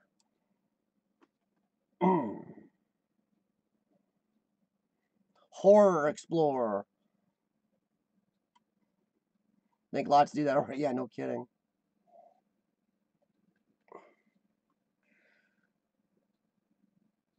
I want to watch unless you do some form of bait. Yeah, exactly, dude. I agree. I don't mind view bait, honestly.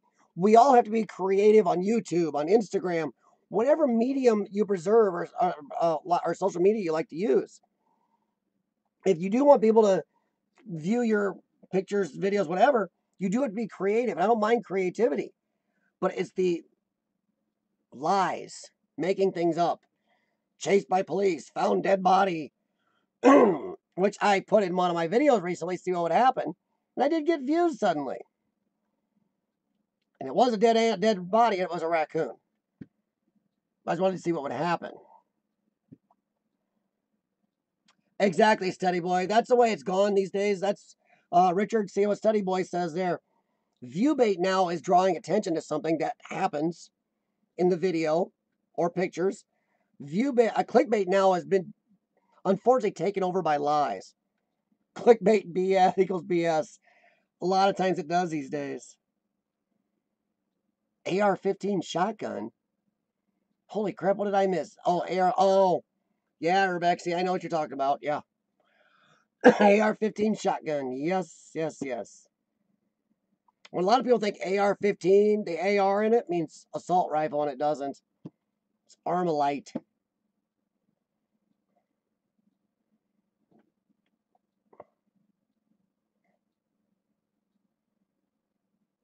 No, Desertify. No.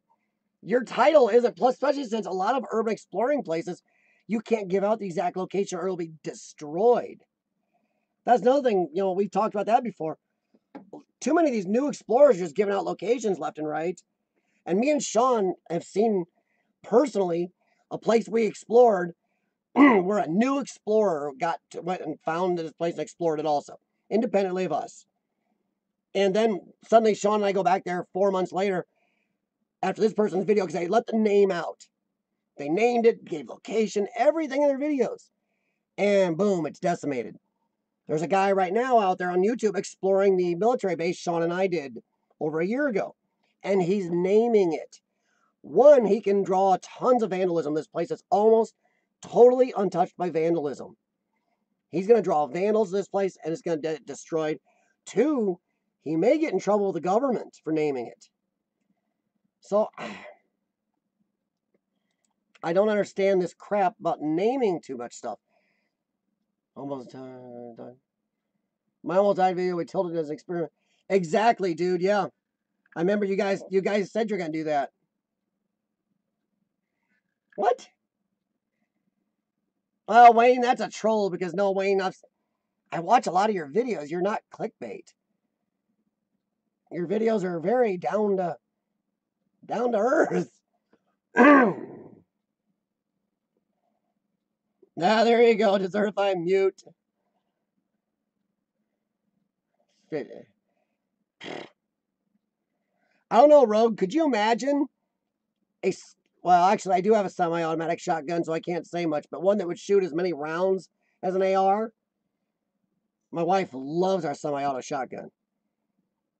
Well, she likes shooting slugs out of it. So that shows you, yeah, I married the right woman there. Study Boy, I did bait. I changed one of my video names, and even though in the one video I actually say clickbait when I find the dead raccoon, I changed the title and I got views. But I let it know right in the video. You can see I'm making fun of clickbait.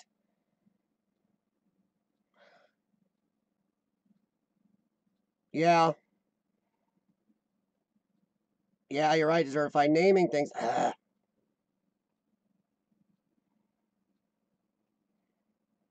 Well, I don't know, Urbexy. That's not always true.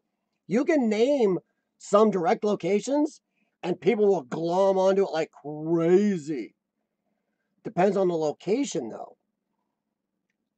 But yeah, you're right. In a lot of places, generalization is better. But some places, people really want to know, especially once the name gets out there in the urban exploring community. A lot of people go to that video because they want to find out where it is and get to it. Or the vandalizing community, which there is a lot on YouTube. Vandals use YouTube videos like crazy to find places, everyone. Bathing video, yike. Exactly, Richard, yeah. Any place I named, like the last Steeltown Records, it's publicly open, well-known, destroyed and falling in on itself. I don't know if you noticed, whole upper part of the dormer windows up there falling in on the roof, tilted and falling. And that place is well-known. The neighbors watch it like a hawk. We couldn't even get near that place. And the reason the neighbors are like it is because of the vandalism from a couple years ago. But all the vandalism in there is actually from a couple years ago. The neighbors now are really on edge. Steel City Storm actually talked to the neighbors so we could even get in there. Because they were, guys already out on the porch with his cell phone out ready to call. Once we explained we're urban explorers, are there to damage anything? Steel City even offered, if you want to check, watch us, no problem. So yeah, it's, no problem, dude. Have a good one, man. Oh, problem. Thanks, Kiwiana.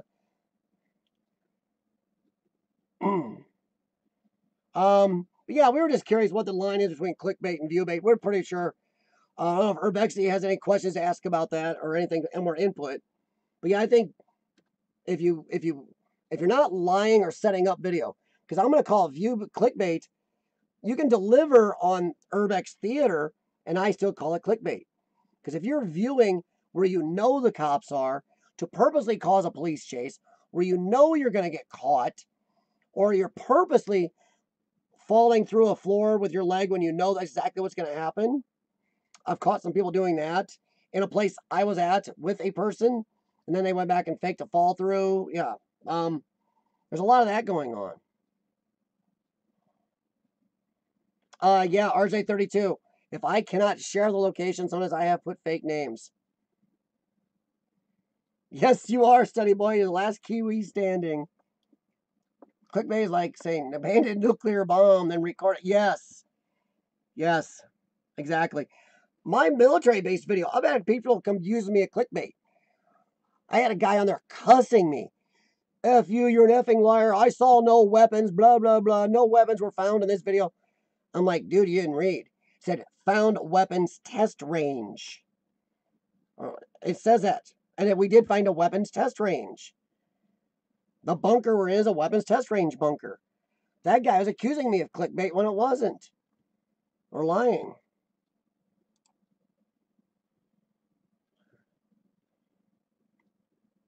Exactly. Yes, Desertify. Oh, ouch. Cheese Desertify. Ooh, chickbait Urbexy? I'm hoping that is a typo. Yeah, a nice piece of cheese. Urbexy's right. Viewbait is like a nice piece of cheese to draw you in, and clickbait is a mousetrap. They're gonna get you. Cheese. Oh God. Yeah, I put fake names before. Yeah. Heck, some of the places on my channel are named because they're gone. They've been destroyed. In fact, a few more I can change now to actually put the names in because they're gone. I could name the bowling alley Sean and I did because now it's gone and something else. Well, I probably better not on that one yet.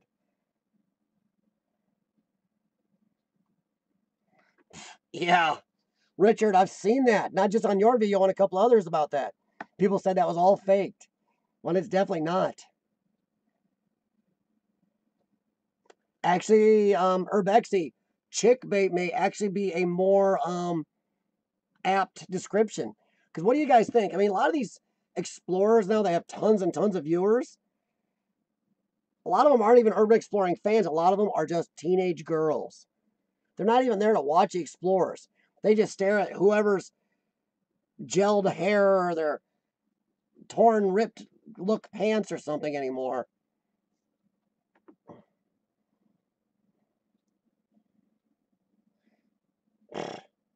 I don't know, Desertify. I'm getting a little tired of too many people bringing models to a Urbex place and taking pictures. To me, that's not exploring, and they are kind of, I don't know. I'm getting a little tired of this new move of doing that. Then they move stuff around for pictures, and once again, then you're breaking exploring rules, moving stuff. Well, no, Desertify, yeah, Josh would probably be one of those, yes. But also, I mean, come on, Sam and Colby, Chris Condon. There's a lot of these guys out there that really have tons of subscribers. One that most, no, their subscribers never watch a single video. They just join them because it's the end thing to do. And because they just want to, they don't even care about exploring. It's a cool social thing, nothing to do with the actual videos. No. By security, armed police. Well, see, no, that's not clickbait, Wayne. You got caught, and if you show it on camera, it's not clickbait. But if you put caught by the police and never show proof of it, yeah, that's clickbait. When me and Sean got caught, we showed it. When we ran into vandals at the Old Reed Hospital who were following us and trying to cause trouble, I used whatever footage I can that was useful to try to put it on video to prove it. Clickbait is proving it and not setting it up like somebody urbexing. I know. Yes, RJ32. Sean and I did that to a couple of our videos. I took train sounds out of 2 videos where you added them. Oh, okay. You added, so I took them out. We explored a couple places near train tracks. We took the train sounds out because Sean's like, that's a dead giveaway with this look of building. So yeah, we actually pulled them out.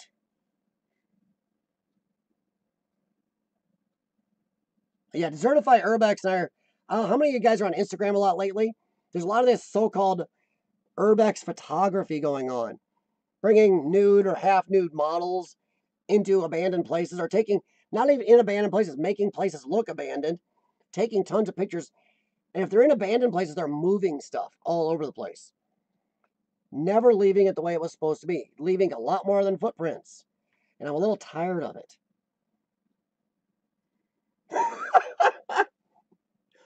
Yeah, Desertify. We've discussed Sam and Colby before.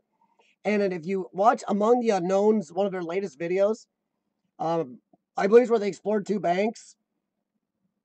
They blatantly made fun of the Sam and Colby video where they found drug money. They blatantly made fun of it because Sam and Colby, I'm sorry, they are a lot of, no real explorer looks at those guys and goes, yay, another Sam and Colby video. We know they're clickbait liars. We know they're jerks. And the bad thing is YouTube's rewarding them for it. Oh no, Rogue. Rogue, you did that on purpose, and you and I discussed it, that we knew exactly what you were trying to do. And it's funny, because you purposely did it, it is such a cool commentary on clickbait. It's hilarious. You should stick with that, Rogue. You should have a whole list of videos on stupid abandoned stuff. You know? Find an abandoned car parked by itself in the middle of a parking lot full of cars. Abandoned Doritos. Do I eat them or not? Yeah, Rogue. Yours isn't clickbait in a way, because yours is viewbait because you're purposely doing that. You are going out to make fun of these people, and that's hilarious. Yeah, Urbex model shoots I'm getting a little bored with. I don't like it. Hey, no problem, Richard. Thank you very much, man. Any of you that don't know Richard, which I'm betting almost everybody on here does, check Richard out. And make sure you check One Old Key out, because tell you what, being a urban explorer in Greece sounds very lonely. So he needs lots of love. See, Rogue? I told you this stuff would work out. You and I were talking about the can. Then you went with the box, too. I told you it was going to be hilarious, because especially to urban explorers, that is urban exploring comedy you're making, because urban explorers are so piss tired. Probably just got myself demonetized there. Piss tired of the clickbait and the lies, and I really like what Urbexy calls it, Urbex theater. It's Urbex theater these days. And so for you to be making these, you are giving a lot of us urban explorers something to laugh about again. Because especially since I was involved in the conversation where we were talking about it, it's great because we know you're trying to make fun of these jack nuggets. The only thing better is if you could label, like, the cardboard box Sam and Colby or something. And look what I found. Oh my lord. I know that Among the Unknown is called out clickbaiters and liars. I've done it, and I recommend. I know it's tough because some of these guys have tons of followers, but I recommend that if we get to, as real urban explorers, we try to call these guys out. We try to say something in a video, maybe taking a shot at them, or that's why some of us are using the hashtag real urbex. And we are just waiting for some of these fakers to start using it, because we are going to jump their butts. Real urbex hashtag real urbex is exploring everything and posting everything. Be it a tiny house with almost nothing in it, just stripped and abandoned, to a big factory, anything in between. These guys only want to post the amazing stuff or make things up. So hashtag real urbex, I really believe, is a something a lot of us should aspire to and try to use, but we got to also control it.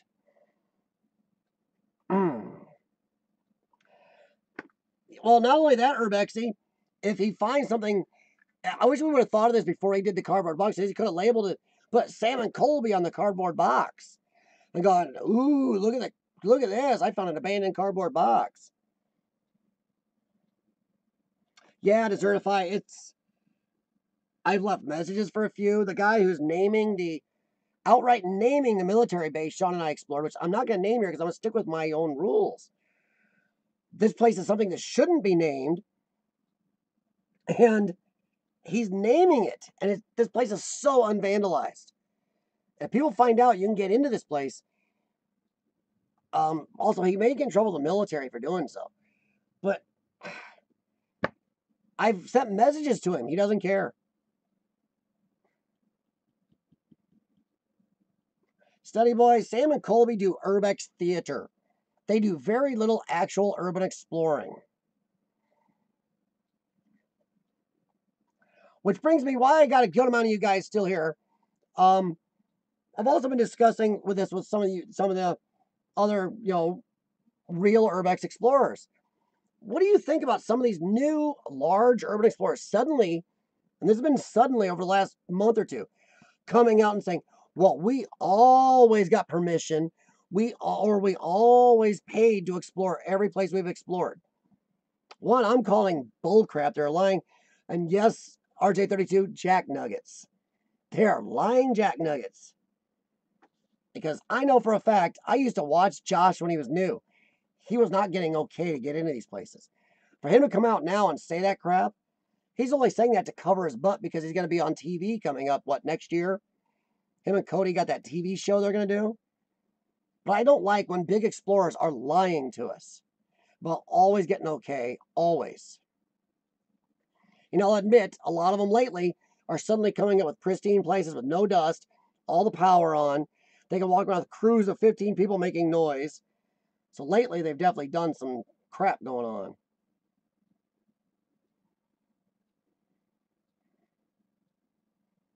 Exactly, Jason. And I've seen your videos. So honestly, me and Urbexy and the rest of us who kind of honestly made up the hashtag Real Urbex would not mind. There's nobody I have on this stream right now that I would not like to see you guys start using that. Put it at the beginning of your videos. Hashtag Real Urbex. Put it in the middle somewhere where it just pops up. Hashtag Real Urbex. Put it in your tags. The real urban explorers need to start standing up for themselves. And if any of us catch those fakers using that, we need to jump their butts and start throwing questions at them, going, and disprove it to people. We need to start standing up to reclaim urban exploring, honestly. See, now, I don't mind paying for an urban explorer here or there. As long as an owner is asking a very small price, I don't mind. Or I've bribed a security guard or two. How many of you have done that? That I don't mind. But if you are dumping large fees into someplace, like a certain mall I know of that Casey Neistat and Josh, some other people paid some big money to get into, because no other urban explorers allowed there. Trust me, no, tried. So they dumped a lot of money to explore it, then act like they explored it. Don't do that. But I don't mind paying. And I don't even mind getting in with permission. I try to get permission. It's great when you can. I've had a good amount of people this year, and I thank you to any of you who see this stream. Let me explore your hotel or, a few other places I've been exploring this last year. I've done really good on permissive explorers. But I'm not going to lie to you and say I got permission when I didn't, just to make things up or cover my butt. I'm not going to lie to you and say I had to sneak in someplace when I paid to get into it. I'm not going to lie to you and say I snuck in when I had permission either. A lot of these guys have lied for so many years. And if some of these big guys were getting permission and paying every time, that kind of makes them ultra liars and clickbaiters then too. Because that makes them Urbex theater, not even urban explorers. As urban explorers, sometimes you just got to go for it, whether it's just the way it is. If you want to preserve these places, share the beauty with other people, you're going to explore here and there. And yes, guys, hashtag Real Urbex.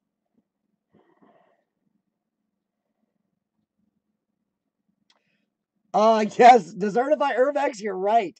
When the lighting is perfect, or when somebody walks into a room, Josh, saying, wow, look at the gym I just found.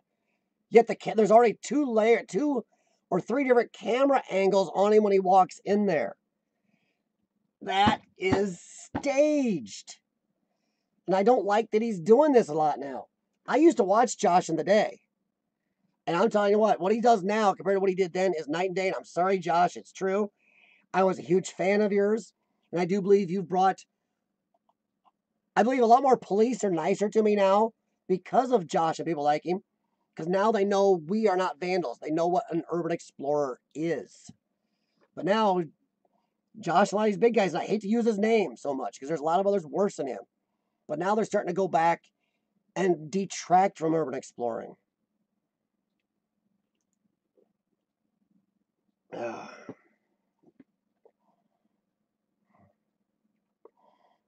Exactly. Yeah.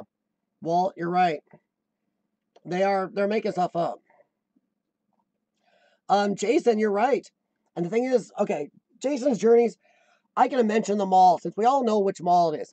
It's the one from the zombie movie, you know, Northridge Shopping Mall in Wisconsin.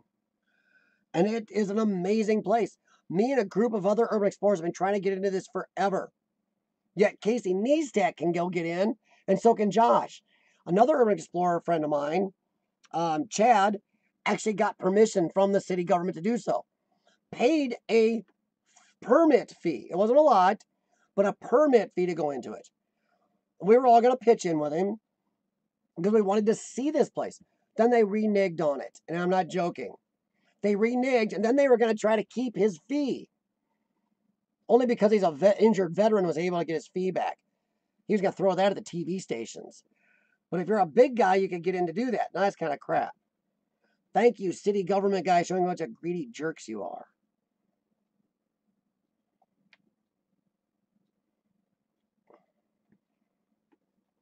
Well, see, okay, Desertify. I've explored places with electricity that were abandoned. There's a video, me and Sean did a live stream about a month and a half ago, I believe, from an abandoned factory complex. It's in the process of being just torn down because it's sat empty. But for some reason, the power is still on in this place. My father actually has connections because he used to work in this place 40, 50 years ago. And there's some lawyer battle there where they couldn't turn the power off to some of the equipment for some reason. There's laser units in there, everything. But that power's on, and that isn't a true abandoned place. So power being on doesn't mean it's not abandoned. It's just somebody's using it. The only people who've been in that whole complex, Sean and I ran, were the guys starting to remediate it and tear it down.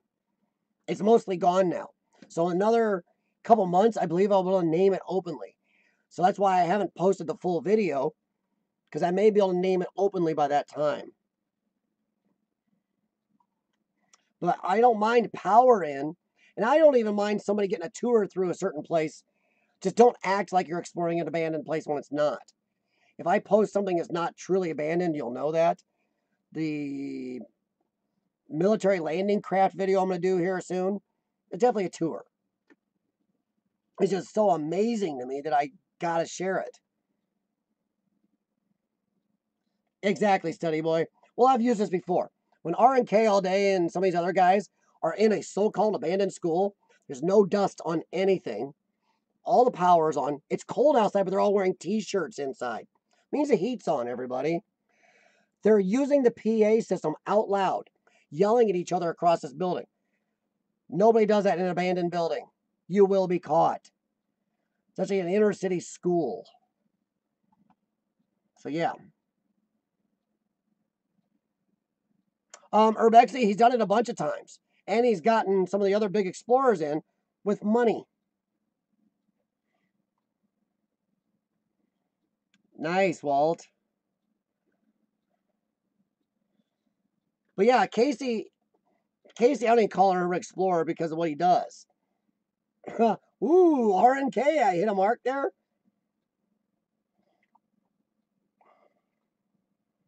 Well, Jason, we have explored 3 or 4 places with power, and that factory was one just this year. And well, like I said, we knew the history. Sean, in his job, is able to check these places out multiple times. So we knew nobody was there. We also knew there was no security of any type, which is even goofier because there are doors in this factory complex wide open. Everything's in there idle. And it's been idle for 3.5, 4.5 years, something like that. Idle. You can tell by the computer operating systems, they're about 5, 6 years out of date now.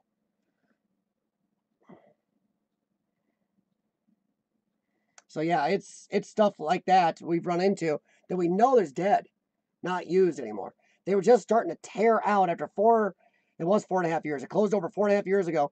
They're just now starting to tear out some of the equipment for scrapping.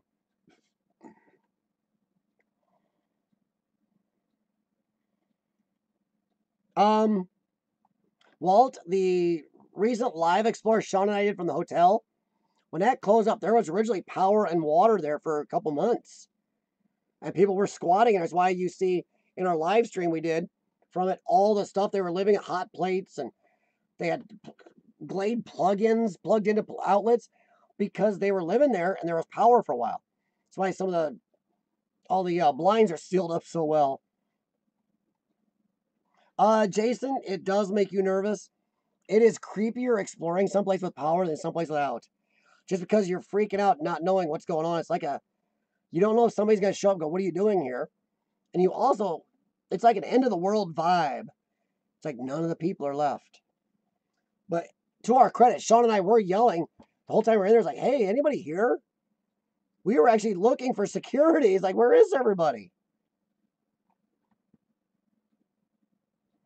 I will admit, people do think that the car Sean and I use, my Impala, is a police car.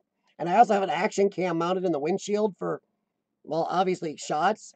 And people think it's a police car or a security vehicle. And I guess my hat from a distance is like a badge.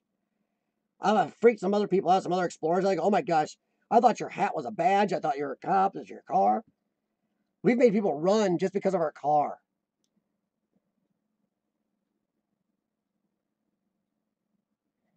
Casey's Pizza? Rogue. Not a lot of people know about Casey's outside of this country, man. You're talking about a quick fast food, a Quickie Mart chain for their pizza. Their pizza's okay, by the way.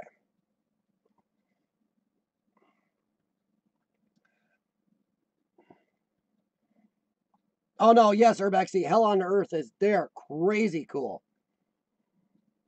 Well, Jason, we were wondering. We were looking for silent alarms on cameras. In fact, we even walked into one of the buildings and the lights were all on sensors. And as we walked, the lights kept coming on. We were like, hello. We were actually looking for somebody to talk to about exploring it. Finally, we just gave up. So we explored all 4 huge buildings in this complex. And the video isn't out yet, but it's something I'm waiting because I think it's all going to be destroyed soon. Then I can just don't have to worry about anything. Yeah, well, listen to your little sixth sense, man. Proper people is good. Yes, proper people, they are.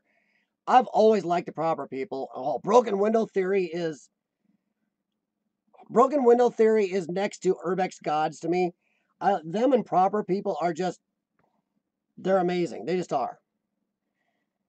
They need to have Desertify Urbex do some narrating for them, though. No joke, man. I'm not making fun of your voice. Really, you could. Yeah, proper people always been just pure good explorers. They've only made 1 or 2 mistakes where I kind of was a little annoyed with them, but it happens. But I still think they're like exploring gods. Broken window theory, I've talked to those guys. They're very cool guys. And for us to answer a small fry like me back as often as they have, they're really cool. But yeah, they're just amazing. The places that you guys have in Europe, I feel so bad posting some of my explorers sometimes, my pictures or my videos on some places, because like I said before, some of you guys posting such old, amazing stuff. Here in America, we just don't have it. You have a home studio. I just kind of got my little area here, and the sheet in back is because we're building a whole new pantry area in the back, and we're going to do a little wall here in the future, but time, money, you know how it goes. But this is actually a whole little studio area, but nothing like what you got by the sounds of it. And I don't think any studio would make my voice any better. Yeah, proper people don't upload a lot. If there was any... Okay, Study Boy's right. If there was... This shows you how bad YouTube has gone. Proper people were climbing at a really fast rate for a long time in their subs. I believe they were not very far behind Josh at one time. But now Josh has just gone crazy. And proper people, they are growing and growing at a good rate, but not near the rate they should. Josh is outgrowing them at an exponential rate, and it shouldn't be that way. Not picking on Josh, but there's a lot of clickbaiters out there. Heck, Sam and Colby. Look how much those guys have grown in the last year, and it'll make you a little sick to the stomach. It's not a jealousy thing. It's a, that's not good for urban exploring thing. It's like, people like Broken Window Theory and proper people should just, they should have gluts of viewers. But it's because they don't lie, they don't fake, they don't kiss butt, they don't wear hair gel to look cool. They don't, I don't know. It seems fake is rewarded on YouTube anymore.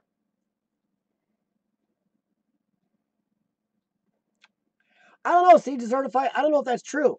Because I've looked at my fan base, what it is for my channel, and actually I've got a wide range of viewers. A lot of my viewers, it seems, are 30s and 40s people.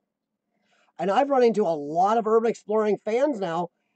There are, even on other people's channels, that are 30s, 40s, even 50s and above. I don't think an age demographic so much. It's just, problem is the young group have a lot more time to watch videos, and they're like lemmings. They will join a channel just because it's socially cool, because their buddy did or their girlfriend's sister's friend did. Where a lot of the older people, older than the teeny boppers, let's go that way, we join channels because we like what they're putting out, not because Billy Bob down the street did. So I think there's a thing, there's that. Oh, I'm sorry, everybody. Oh, my Lord.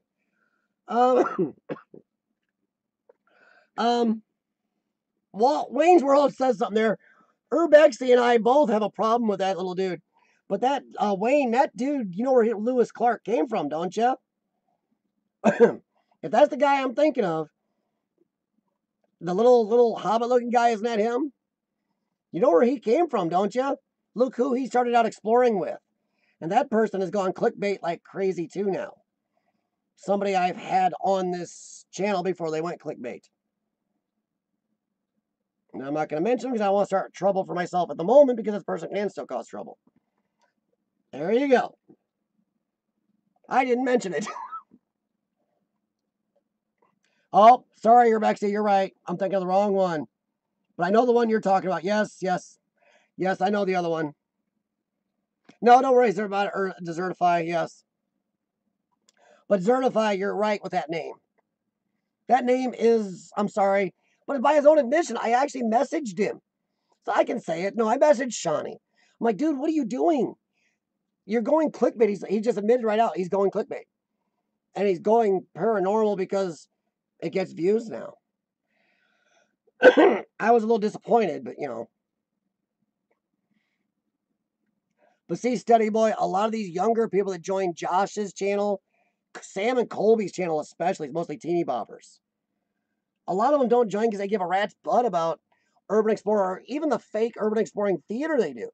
There's a good amount of their viewers, but they don't view anything, that are only there because it's the in thing to do. Sam and Colby are cool. Yeah.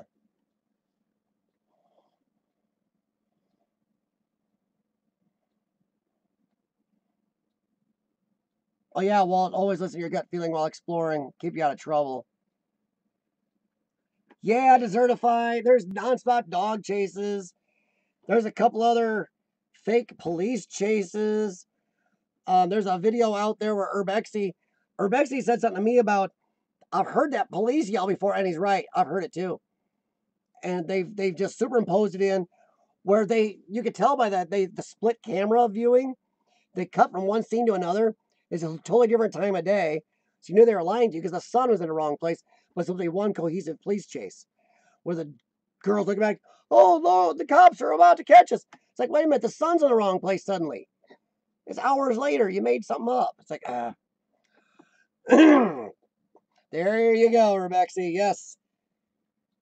Sherlock Urbexy, definitely, him and I were looking at it, and Urbexy definitely called a few things to my attention. I was like, yes.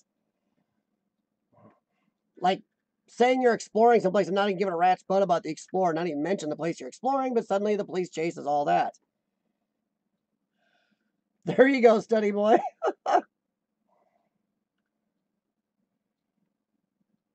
Oh, yeah. Yeah, Desertify. We've talked about the fake blood.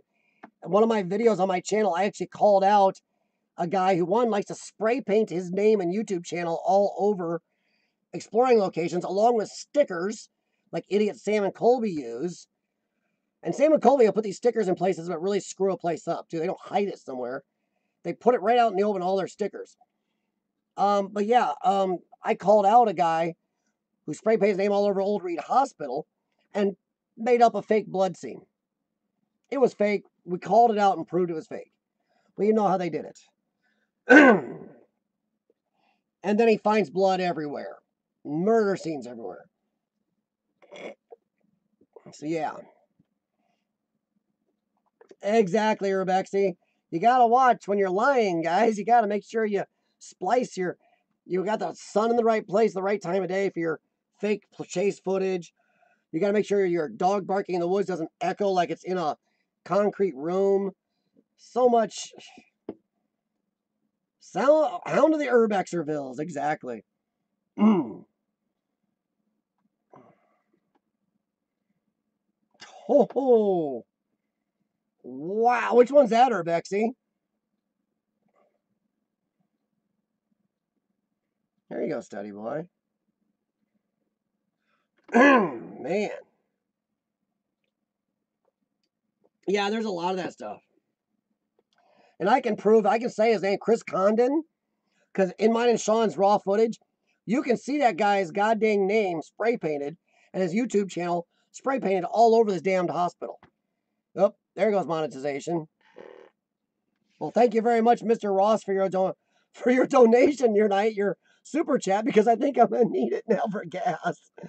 We all know we don't make crap off YouTube. Unless you have 3 million plus subscribers, you ain't making nothing on here.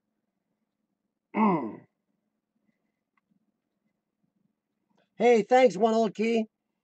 And you've had some good stuff lately, man. Sorry I haven't commented more. Once again, I do watch a lot of people's videos on the treadmill. I'm required to do the treadmill over an hour a day, everyone, for my lungs. And I'm on there, but you know how it is. You can't. I do like a lot. I try to sit down at the end of the treadmill afterwards and comment. But I've been there, One Old Key, I swear. Sorry, let me catch up here. But yeah, Chris Condon, he spray paints his crap everywhere. Sean was ticked. Then we were doing some research on Old Reed, we found the fake murders, and Sean wanted to find it. Sean was like a bloodhound. Hunted that thing down. Oh, it was so fake. And Sean, being an ex-military guy, definitely knows blood. Me being in a hospital a lot, we know blood. Hey, no problems, Paul. Have a good one, study boy.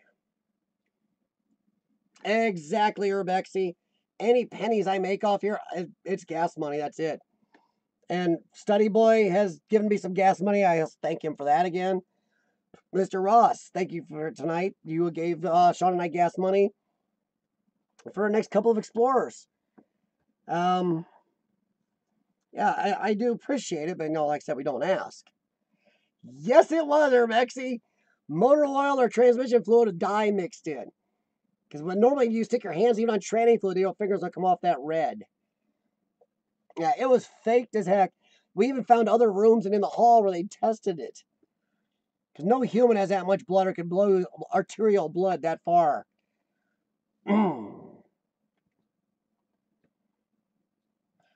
Yes, Rogue. Yes. You are so right. Chick bait is a real thing. I'm not even sure Urbexy made a typo there, because yes, attractive woman thumbnails when the women aren't even in the videos. There's a lot of drone compilation videos that have that. Hot chicks in a bikini with a drone remote. You go there and she's not even there. So yeah. There's a lot of that. It's really annoying.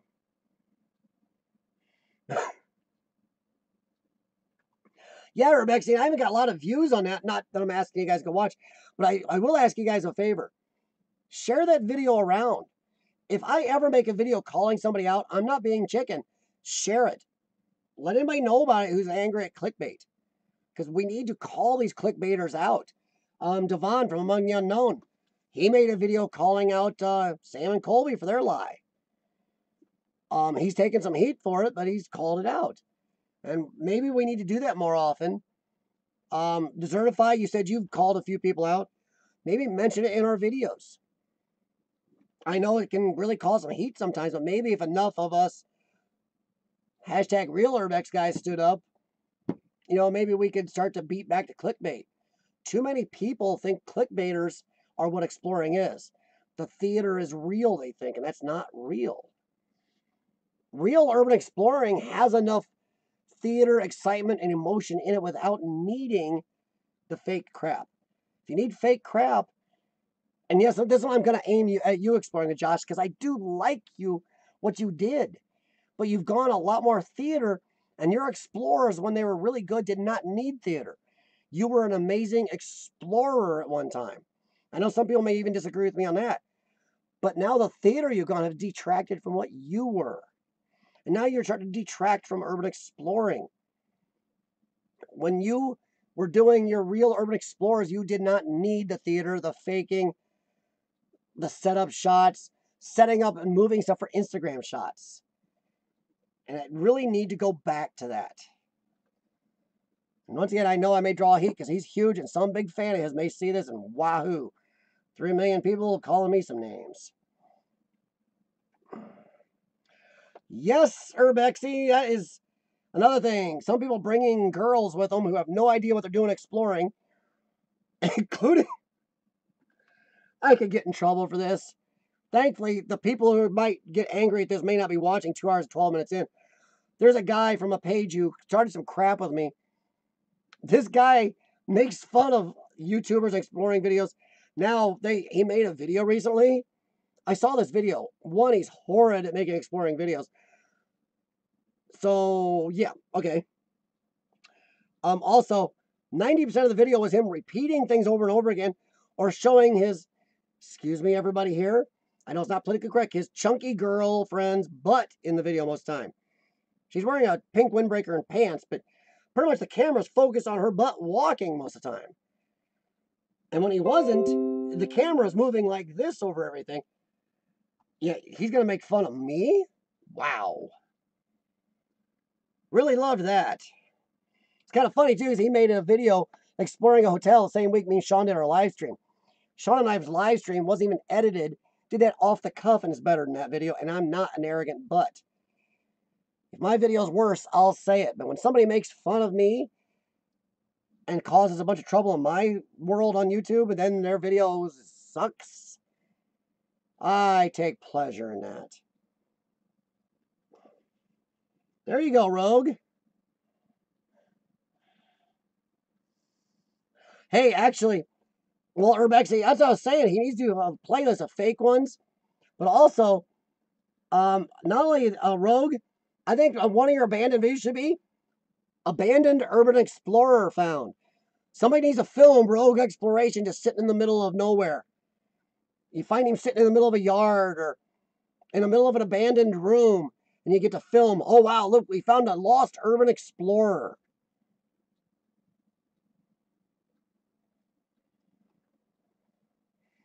Yeah, Urbexy, I know, man. But yeah, I don't like to call out certain explorers that I used to watch and consider good. And I've been, like I said, I've been urban exploring. I can prove it. I don't say I've been urban exploring 30 years and haven't been doing it. I can bring other people in here I've explored with from our teen years up. So, and some of them still have some pictures. One of those guys is one who was a very scared dude and flipped out in a morgue when he opened a drawer he shouldn't have. And we had to chase him down and find him. And we got chased by security when we were like 17. So when I get angry at some of these guys who I used to watch on here, kind of respecting them, now they've gone clickbait and theater, I'll take the heat if need be, I guess. Just because I would like them to go back to what they were. And maybe stop all the progress urban exploring's made. Stop reversing that, guys.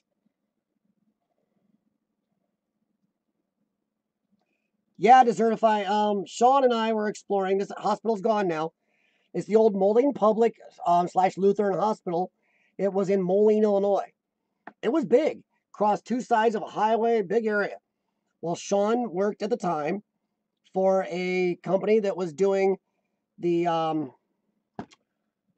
you got the sexton out, you're doing the land surveying for the teardown and the dropping of the whole complex. Sean was able to have a key to get by the gate. Couldn't get us in, but we had to sneak in. But he knew the security routes. We were going through this place. We ended up making a mistake, bringing a friend, and I can name him Aaron Benner with us. He's more high-strung than a cat on caffeine. The place wasn't totally cleared out yet. We got to the morgue, got the stained table, and Sean told Aaron, do not open the drawers. There may be a body left because they're still taking them out earlier today. Aaron Benner opened 2 drawers, nothing there. He was posing with pictures by them. He opened the 3rd drawer, there was a body, and he pulled it out and he almost kind of touched it. He freaked out, ran out screaming in the dark with the old non-LED style flashlight in his hand. We could hear him yelling in the distance. We had to go find him. Then we had to dodge security because security started coming after us. So, yeah.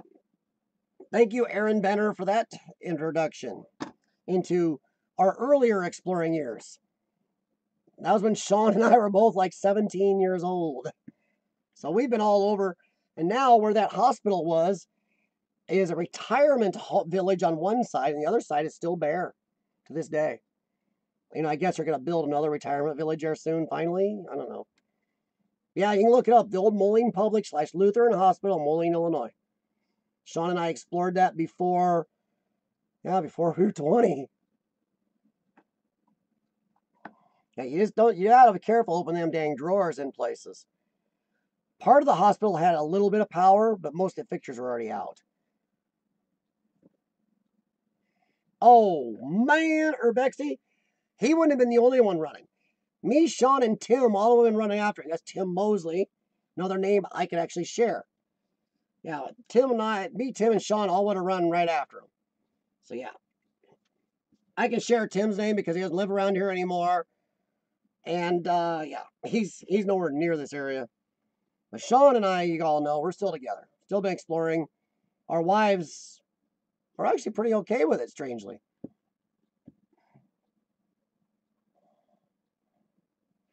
Yes, an abandoned urban explorer. Somebody's got a film an urban explorer sitting in the middle of a room.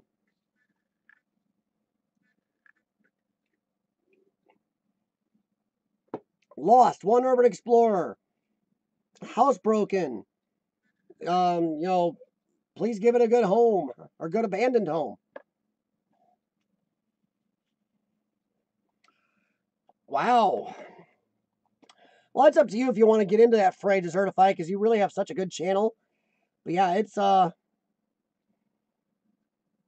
it'd be cool to start calling these people out. I have no problem doing it.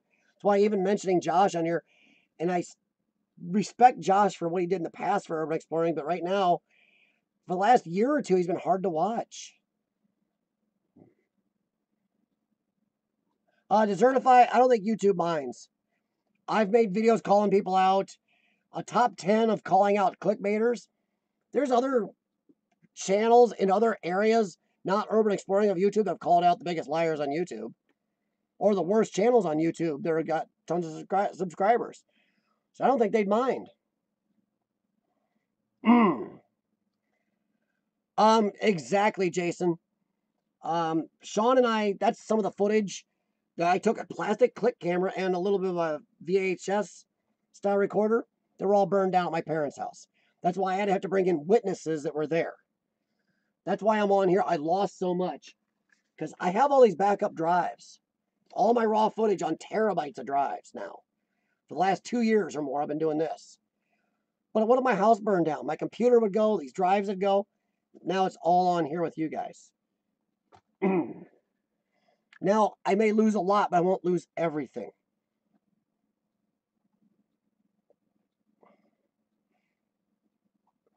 We be tucking, how's it going? But yeah, that's why a lot of explorers explore. Because we love to see it, but we're also preservers. We are preserving history. And cool stuff. There you go, Rebecca. Well, no, Rebexy. I called out Chris Condon. He's got a lot of subscribers. I didn't get a lot of views. Devon's got a good amount of views for calling out because Sam and Colby are kind of in right now. So he got a good amount of views out of his.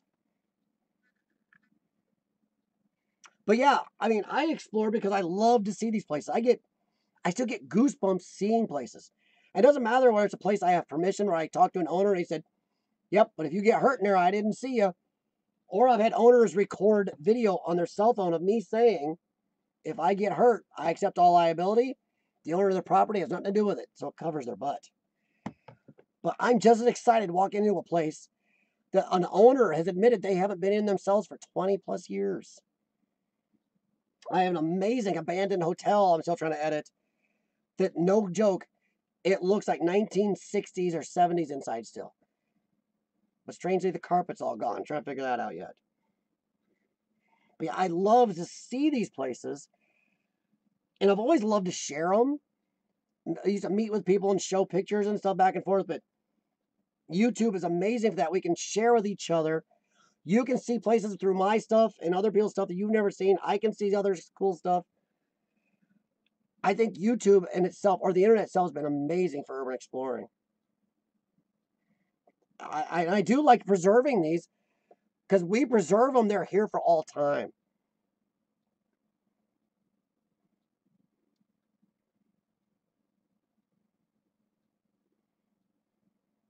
Yes, Desertify, which is another thing I had a problem with YouTube. When YouTube has nailed me for copyright, because somebody's video, which they didn't tell me, had songs in it they got from like on one of the paid music services. Technically, YouTube couldn't hit me with that copyright because I'm doing a review. It even says in my title, review. So technically, I could have fought YouTube on that.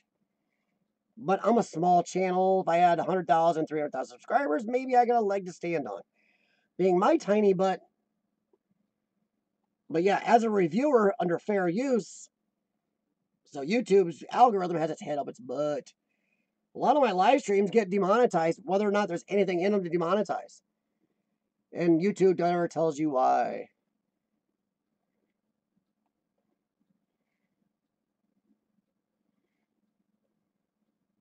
Yeah, I see. Thing is, I don't know. I think a lot of people on here, it's about documenting, preserving, and seeing a beauty, another side of society and life and stuff that isn't generally out there. I think almost everybody on YouTube, no, okay, not everybody. I'd say all the real urban explorers on YouTube. I know it's so bad that we have to differentiate now, are on here because they like to preserve and share that with other explorers or other people who just love to see the beauty of it or see history when we can share history. I'm jealous when people can share a lot of histories.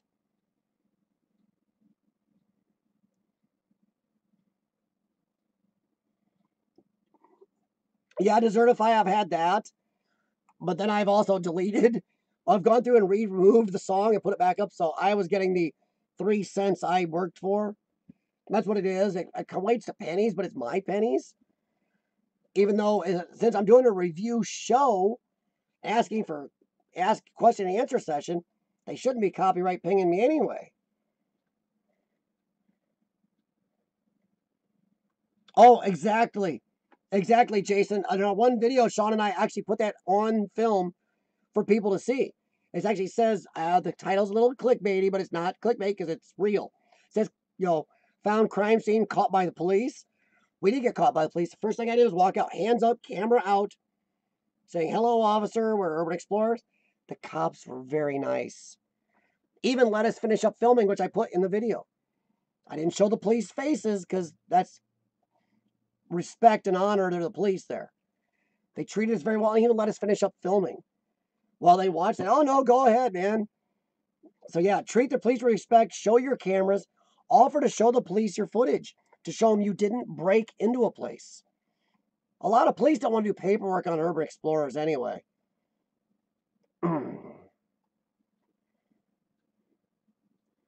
Yeah, police, sure, you're always going to run into some police are going to be hard heinies. Don't want to say the ASS word. Hard heinies with the rules. Or just jerks. But most cops really aren't. In my area, at the gym I go to, a lot of the police there, city and county police at my gym, know what I do. Some of them even suggest some new places for me.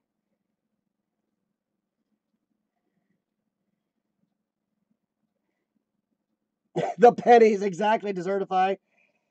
That's why when people actually take their hard-earned money and donate any to me, I blush. I'm always thankful. I never know how to take it, but when people do that, Desertify, I just don't know how to handle it at times. But it's always loved and appreciated.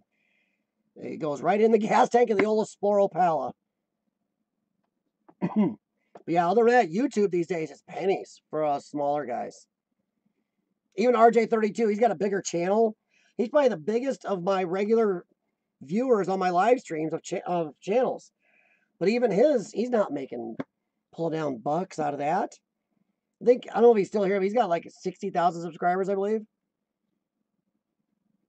But he's worked long and hard for that 60,000. He's been on YouTube a good while.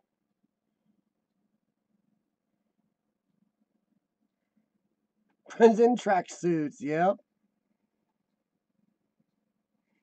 Well, let me back up here. I missed somebody. Nice. Little kid drama, nice.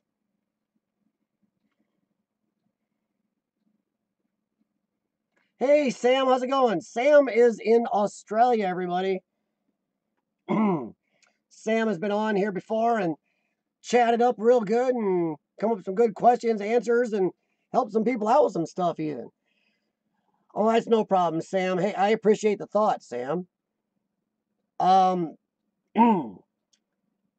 how the chat goes, I'll be here between another 10 minutes and maybe a half hour. Yep, I hate when suddenly your notifications start coming through. So what's up in Australia, Sam? Ooh.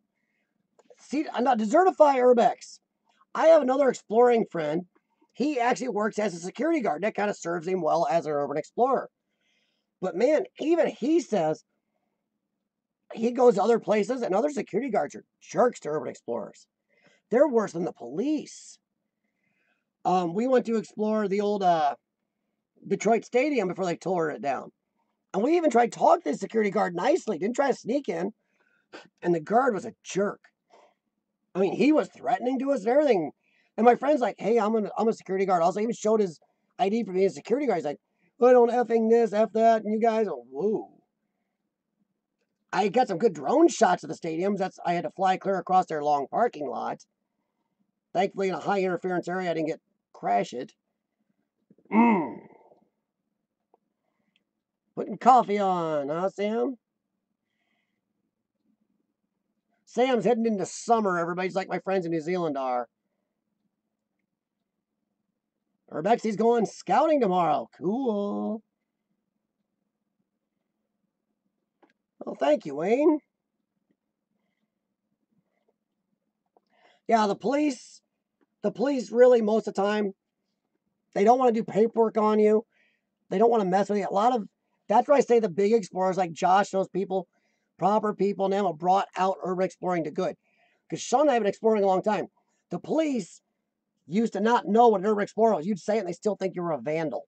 Now the police, you say urban explorer, you got your equipment with you. A lot of them know, and they're really pretty decent to you. So that's where I think, where some people whine, oh, they're running urban exploring. No, I think they bringing awareness has actually helped us out in a way. Used to be Sean and I would talk to owners. They all thought we were vandals just trying to get in their building to steal stuff. Now a lot of people, even if they don't let us in, at least they know what an urban explorer is and they're civil to us. 31 Celsius. Well, Sam, it's not that warm here, bud. It's a lot colder. Exactly, Jason.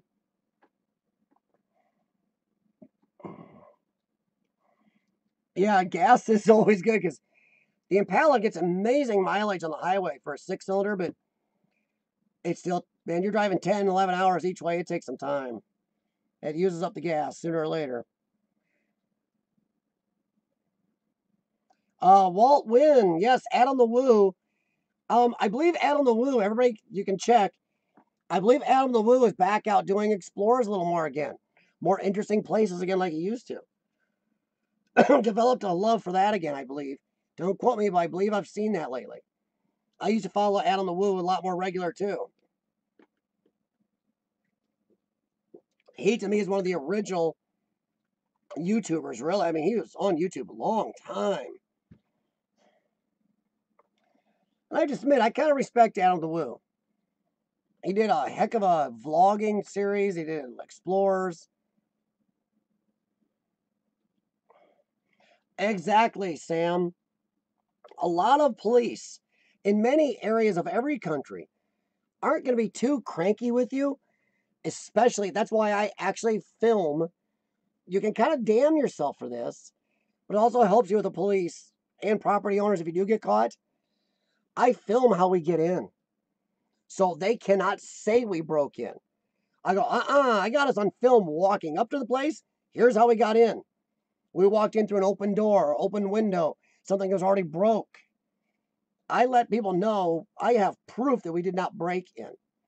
Sure, they could maybe use that against you, going, oh, look, he's in trespassing or walked into my property. Yeah, but I'd rather a lot better a trespass than a breaking and entering charge. Yeah, most police here, once they see cameras in your light, I know, like my LED light, one officer told me, yeah, the LED light, like me and Sean carry, that gives us away automatically as explorers. He's like, no vandal carries those. You can't stick that in your pocket or anything.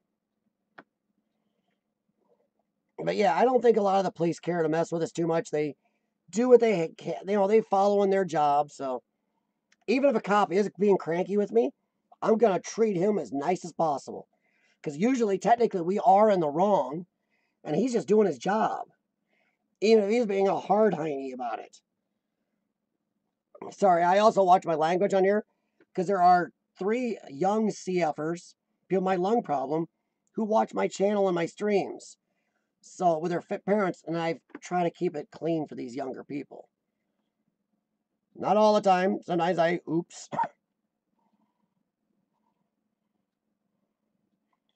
Yes, Desertify. Our laws are, because our laws here are a little more based on private property. But what I would say is I think the United States needs more cohesive trespass laws. I mean, each city, county, and state has so big a mishmash of trespass laws in this country. It's strange. You can never tell a lot of times what is it getting you in trouble and not. There's even a few places in America where if it's been abandoned for a certain amount of time, even if somebody technically owns it, it's not trespassing. It's like common law marriage.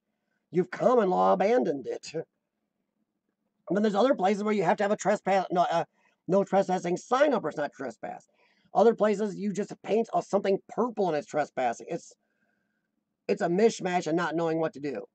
And I do try to get into places legally. But barring that, you all know if something's going to be torn down, fall down, is nobody you can contact. That's the way it is, what urban exploring is.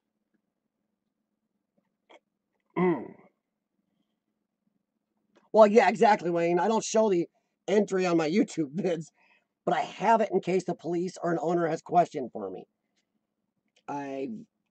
Yeah, film your entry, everybody. You don't have to share it with anybody, but have that entry on film so you can prove you didn't break in.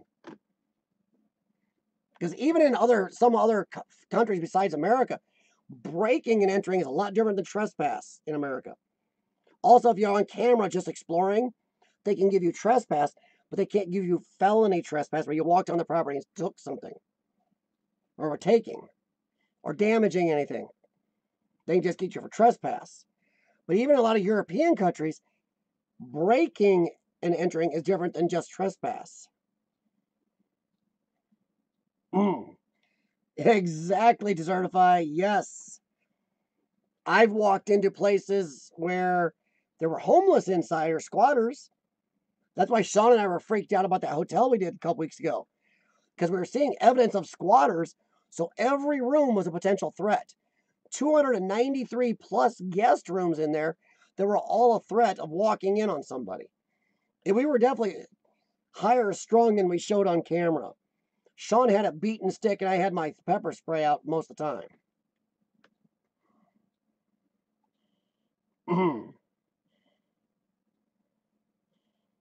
Oh, Desertify, if you go down south here in America, I'm going to say Missouri especially, you'll see things you think are deadly abandoned.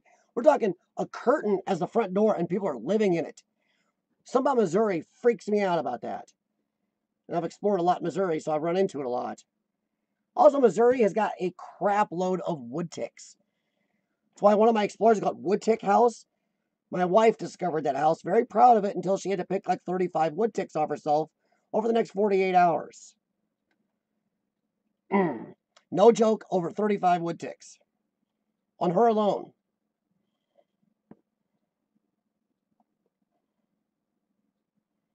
Really, Sam? See, there you go. Different laws and rules.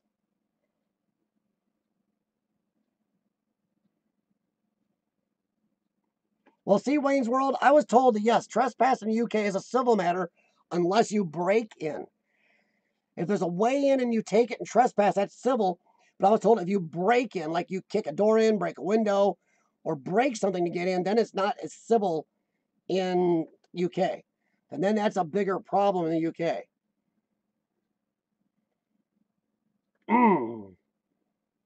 Well, yeah, see, Urbex, see, that's kind of the same thing. It's why you have proof you're not there to steal.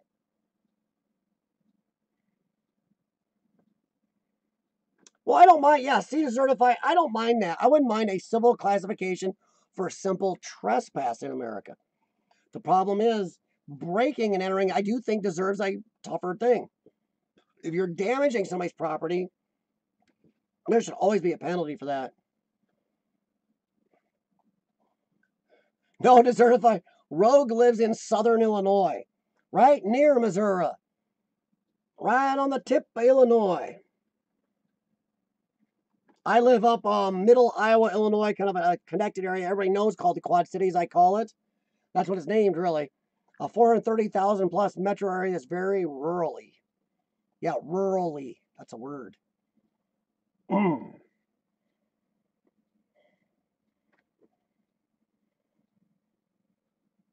Yes, exactly, Desertify. I've seen mobile homes down in Missouri with no windows in them, a sheet on the door, yet two brand new cars parked in front of it, and people are living in that.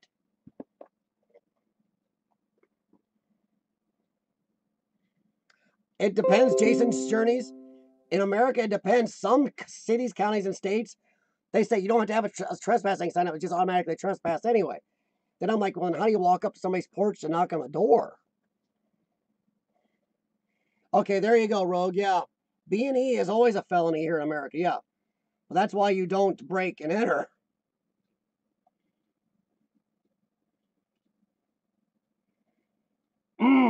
Yeah, Rogue Exploration about 6 hours south of me in southern Illinois. I'm in the middle of Iowa, Illinois, where they connect, kind of on the Mississippi River. If you want to kind of get an idea where I'm from, and I don't mind sharing it because I'm in such a big area, you're not going to be able to track me down where the crap. So I live on the outskirts of an area called the Quad Cities. You can look up Davenport, Iowa. And there's other cities right around. They call it Quad Cities, but there's like 7 cities, 8. It stretches from like Milan, Illinois to Eldridge, Iowa, and Bettendorf, all this other crap. But I'm right on the Mississippi River. Well, I'm not right on it, but the Quad Cities is it's the middle of it.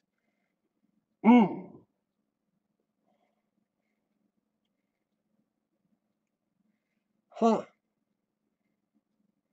Oof. 156 ticks? My wife would pass out if she had 156 ticks. How much blood does your wife have in her to give up blood to 156 ticks?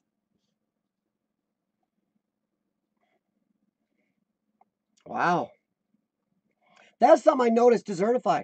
When me and Sean did our live stream from the abandoned trailer park, here, a mobile home park here in America, a lot of people in England or Europe, in Europe, never even heard of a mobile home park like we have here in America. The big trailers that are mobile homes. I was like, oh my God, you guys know what those are? No, we don't have anything like that here. I was like, wow, I didn't know that. Sean is still trying to find out information on that abandoned mobile home park before we do the video. And so far, I can't find out why that place is so empty. It's a nice place for a mobile home park in a nice area.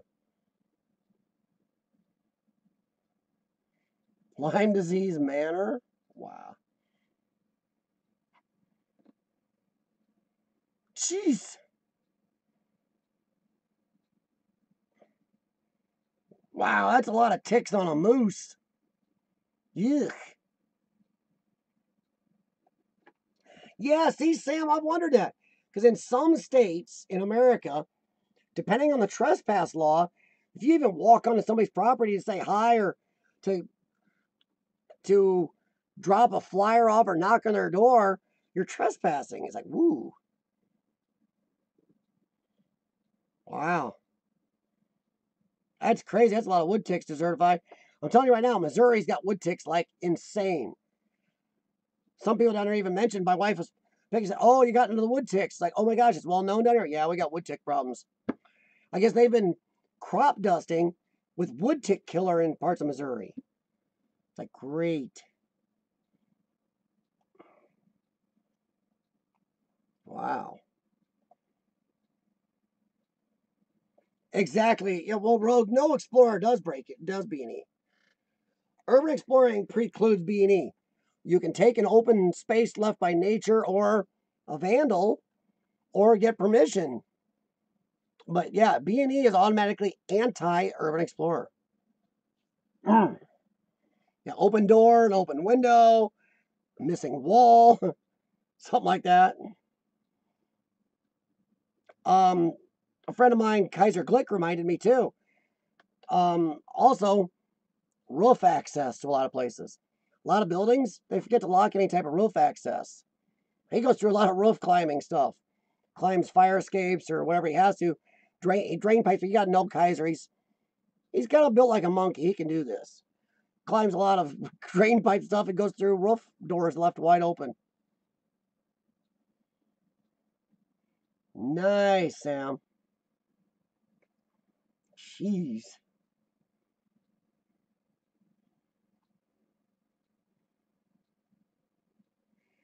Oh yeah, to certify this. I know some people that can climb about anything. I'm decently nimble, but man. I think go people do some roof access stuff that's amazing.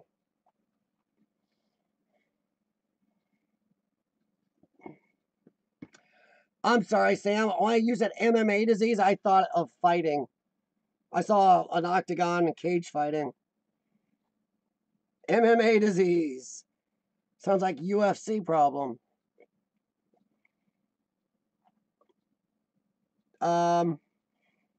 Yeah, well, if I ever get that, then Sam, I'll shoot myself because I gotta be meat eater.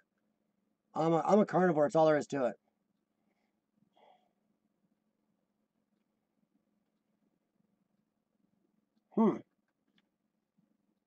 Yeah, see, MMA disease. I couldn't do that. I'm a carnivore. To me, PETA, people for the ethical treatment of animals. To me, PETA means people for the eating of tasty animals. I have a shirt somewhere that says, I'm a meatitarian. It's a life choice.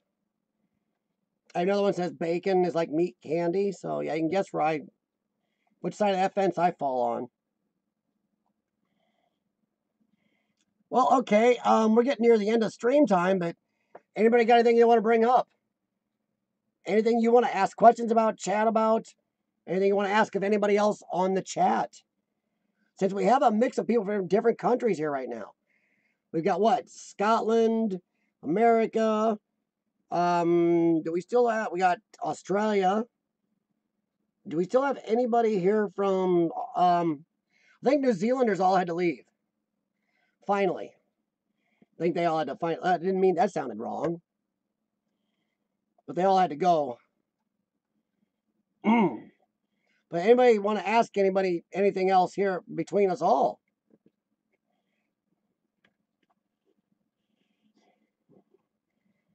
Yeah, well, we've got some stuff here, Sam. We got Lyme disease. There's another one now worse than Lyme disease. Here in America, I can't remember what it is. Man, if I visited a concentration camp, Urbexy, I would be heavy-skeevied out. Man, I don't even know if I could stand the vibe of a place like that. Ugh. Yike. If I uploaded the footage of a concentration camp explorer, Bexy, it would be with some major history attached. Something really downplaying. I don't want anybody thinking, look, he was having a good time in this place of death. I want to make sure I know everybody knew how solemn I took an explorer, if anything like a concentration camp. I mean, I even am kind of solemn when me and Sean have explored, morgues in the past, because people's lives were, they died and they were autopsied. Their a whole life was looked through, kind of there. I don't know. I kind of isn't a place like, we found the morgue. It's like, wow, we found the morgue. It's cool, but wow, you know what kind of went on here? People could have been murdered and being autopsied here to find out who murdered them, or a medical mistake. It's where people go and their lives end. Well, Urbexy, if you upload Auschwitz, it is in good taste, depending on how you do it. If you really put history of Auschwitz, show the bad side of it, how it felt to be there, the awesome feeling that I'm sure you would get from seeing a place with such a bad history, and how you feel maybe it's important we never forget that, then I don't see a problem uploading that. It's all to how you do it. No, Desertify, I appreciate you letting us review your videos. And I may come back to you in the future, and do another one. I got a few more people coming up. I've got, let's see, I got to add somebody too, I forgot. But I've got Urbexy coming up. I've got TJ. I got Deb. And I got a couple of New Zealanders I'd like to go through again too. So I got some people I gotta get in there. And if any of you guys do other new video you're very proud of, you want to put it on here, I have no problem doing that. But yeah, it depends on how you did it, how you put that video out, Urbexy.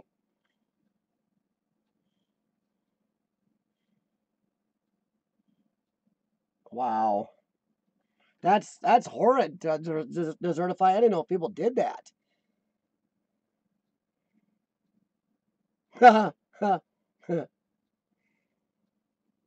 Yeah, Jason, the place I call Woodtick House on my channel, I wore long sleeves, I think. Or I keep my arms up. I might have been wearing long sleeves. I know I had long pants, long socks under them. I had boots and everything else. I had a hat on. And I still had wood ticks almost in my hat. I had them on my sleeves, up my pant legs. It's crazy what these things get. They were hiding in the shoelaces of my boots. Because in our car later, I noticed, I'm like, oh my God, there's a tick. They're coming out of that stuff.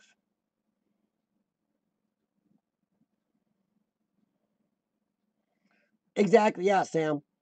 POW camps and concentration camps, it just depends how you treat it. Oh, that's no problem, Desertify. I'd appreciate it. And I'm, as much exposure. I do this because, once again, I love it, sharing everybody's videos around. And if there's any suggestions people can make, even good, bad, or anything, it helps us all make better videos for each other, ourselves, and just urban exploring fans. And I think the urban exploring community, I like to make sure we're all very cohesive. There's some rough urban exploring crap going on right now in this community. But I like to make sure we're all friends and share with each other and help each other out and get to know each other. And maybe somebody can meet up for collaborations by seeing people on here. Nothing wrong with that. Oh man, Desertify, I'll tell you, just talking about it, I'm starting to scratch. Because I think I got about 15 or 20 ticks off me. My wife stopped counting at 35. She was in our hotel in Tulsa, Oklahoma the next day, still pulling wood ticks off. She was freaking out. So she was very proud of that find of hers. She found 2 little places there. She's very proud of it till the wood ticks hit. Exactly. There you go, everybody. Desertify Urbex. Put in the chat where you're at. Let everybody know where you're at. Like everybody knows, I am in the Iowa, Illinois area. That's where I'm based, but I do travel. I have done collaborations. So yeah, Desertify Urbex, where are you located? Please throw it in the chat. Any of you on here, if you're not sure everybody here knows where you're at, put it in the chat where you're located. Let everybody know. That's another reason I'm here. Anybody can link up. I mean, I think Wayne is going to link up with somebody. Aren't you, Wayne? Somebody Wayne was talking to on the chat last time, they might link up. Urbexy could meet up with somebody. But Jericho, I mean, a lot of you guys in Europe have got a good way to meet up. In America, we get to meet up with other Americans. Others are pretty stuck. So yeah, any of you that aren't sure if everybody else in the chat knows where you're at, throw it on the chat. If you're looking for collaborations, make sure everybody knows. Well, yeah, Desertify, yeah, we get subs, views out of it. Hey, great. If I can show your video to somebody new that hasn't seen you, didn't know of you, who does join your channel, and you know, you guys see each other new through each of you, that to me is amazing. It helps views, of course, but I think it's just cool to share more of this great, you know, great explorers with each other too. There you go. Yeah, Wayne and Dave Explorers we're talking on here. Oh, cool. Wayne, where are you going to explore together, Wayne? Do you guys have a place, or are you just going to scout? Sean and I are doing a night explore coming up this weekend. We haven't done one for a long time. We're doing one this weekend. So maybe I'll try to do a night filming. We'll see. You know, the camera will light up and show me real easily, so I got to be careful. Townsville, Queensland, Australia.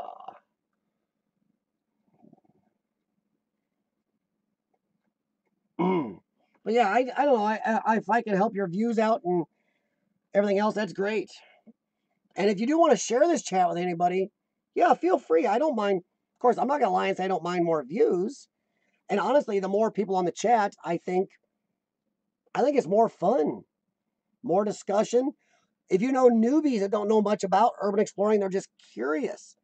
If they have questions, or new urban explorers. We had some new urban explorers in the past where a lot of people with experience were teaching them things, giving them ideas on lighting, clothing, when to go to places, when not to, equipment, you name it, where to buy things for exploring.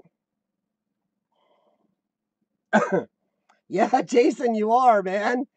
But I'm hoping to get out that way, Jason. I really am. Just this year, my health has been a little bit of a crab butt.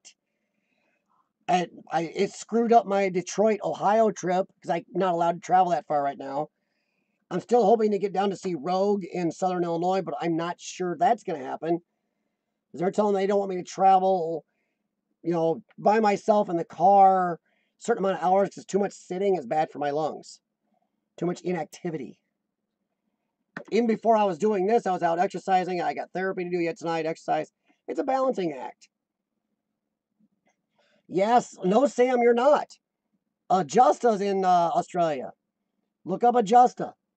I don't know how far he is from you, Sam. I think you already told me that, though. But Justa is in Australia.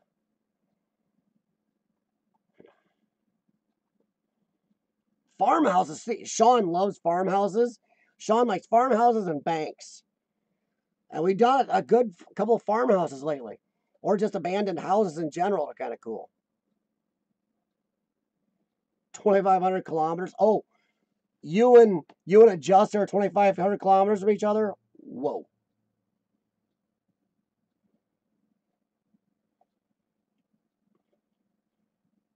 Ooh, there you go. Desertify Urbex. You're a world traveler. You got that definitely down, knowing where some of the stuff is I don't know about. I'm not allowed to travel on airplanes very far at the moment. Airplanes are big tubes of disease to somebody with my immune system. I would have to bubble wrap myself and dip myself in Lysol and wrap myself again. And yeah, to get on an airplane right now. Yeah, Jason, yeah, you're in Maryland. Yeah, I think the closest person to you is Fuzz, but his health is crap right now. He can't explore. Explorer NC still has North Carolina, Maryland. Sorry. Um, you may want to contact Fuzz or Explorer NC, Jason. They might know somebody in your area. Um, I know people in Tennessee. Yeah, Ray Ray Adventures and Kitschy Travels, and there's a couple others down there. Sorry, off the top of my head sometimes. Yeah, yeah, exactly. Yeah, Rebexy. Huh? Oh, yeah, Jason, that'd be great. Hey, if you ever travel west and I'm ever traveling east, or if I ever get the time and money, my problem is Sean between my health, Sean's health, and Sean's job, right, his situation right now. It's hard for Sean to travel at all right now. Me, and when my lungs are acting crabby, I'm limited to a certain distance. Yeah, exactly. Desertify brings, yeah, that's a good point. Because there's a lot of people on YouTube that don't understand. I mean, they're YouTubers, and yeah, they go, well, I spend money doing my channel. Yeah, but unless you're a travel vlogger or an urban explorer, and I'm going to say those are two of the most expensive types of channels on YouTube. They don't understand how much time, raw time and money you put in.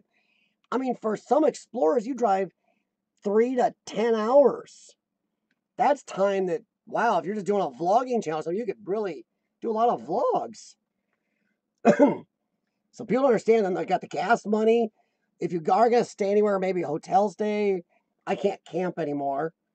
I have to have electricity and place to store my, refrigerate my meds and bleh, food. I mean, you got a lot of stuff. So yeah, it's expensive. But we do it. That's what proves we do it because we love it. Ooh, there you go, Jason. Hey, Jason, I know you're in Maryland. You may also, though, want to contact Among the Unknown. He's in Pittsburgh. I know that's not near you, but he may know somebody east of him that may be closer to you.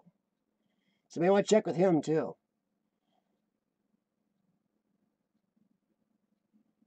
Wolf Creek's in areas. Oh, that's good.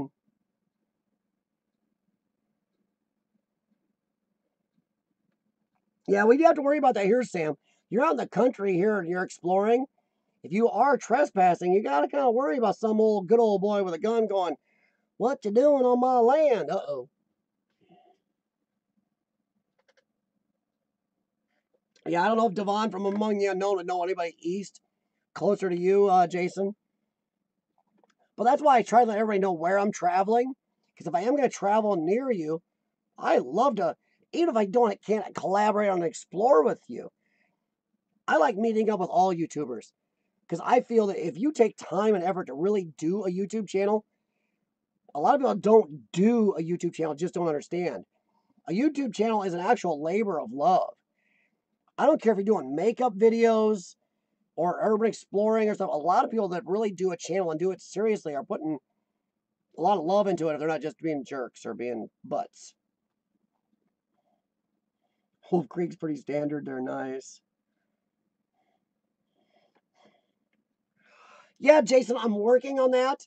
I don't mind doing, see, when I do my review streams, I have to use my encoding software to do the review.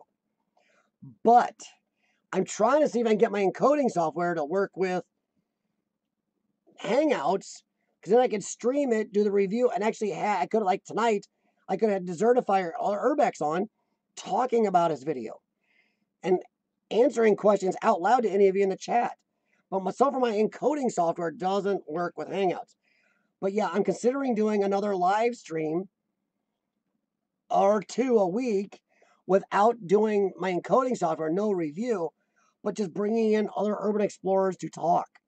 Whether it be one other urban explorer or two more or something like that, and just having an urban exploring roundtable and chat. And I was gonna, what do you guys think of that? No problem, Wayne. Wayne, thank you so much for being up this late. To all you guys in, you know, overseas, thank you very much for just hanging out. But yeah, Jason, I'm gonna get that. I'm gonna get just time. People don't realize I spend between 5 and 8 hours a day on my health problem, so it adds up time. But yeah, I'm gonna do another live stream coming up here soon, during the week, or sometime during the week or weekend, where I'm just bringing other people on through Hangouts and chatting with other explorers. Yeah, something like that to Desertify. I know sometimes Hangouts can be a little funky. You get too many people on Hangouts, they just overtalk each other and it gets confusing. But I'd say myself plus one or two other people and do some chats about it, and maybe even bring in diverse explorers.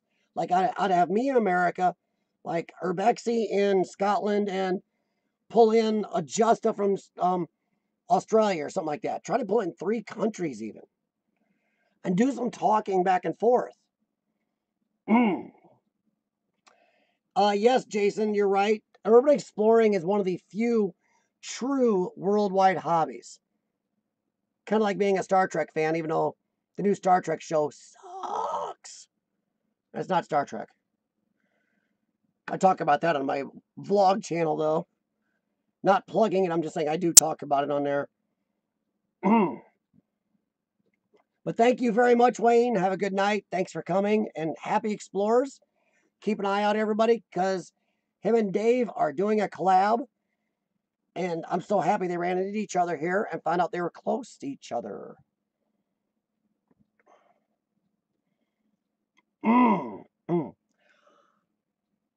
Well, Jason, she doesn't have to understand it. If she lets you do it or supports it, that's great.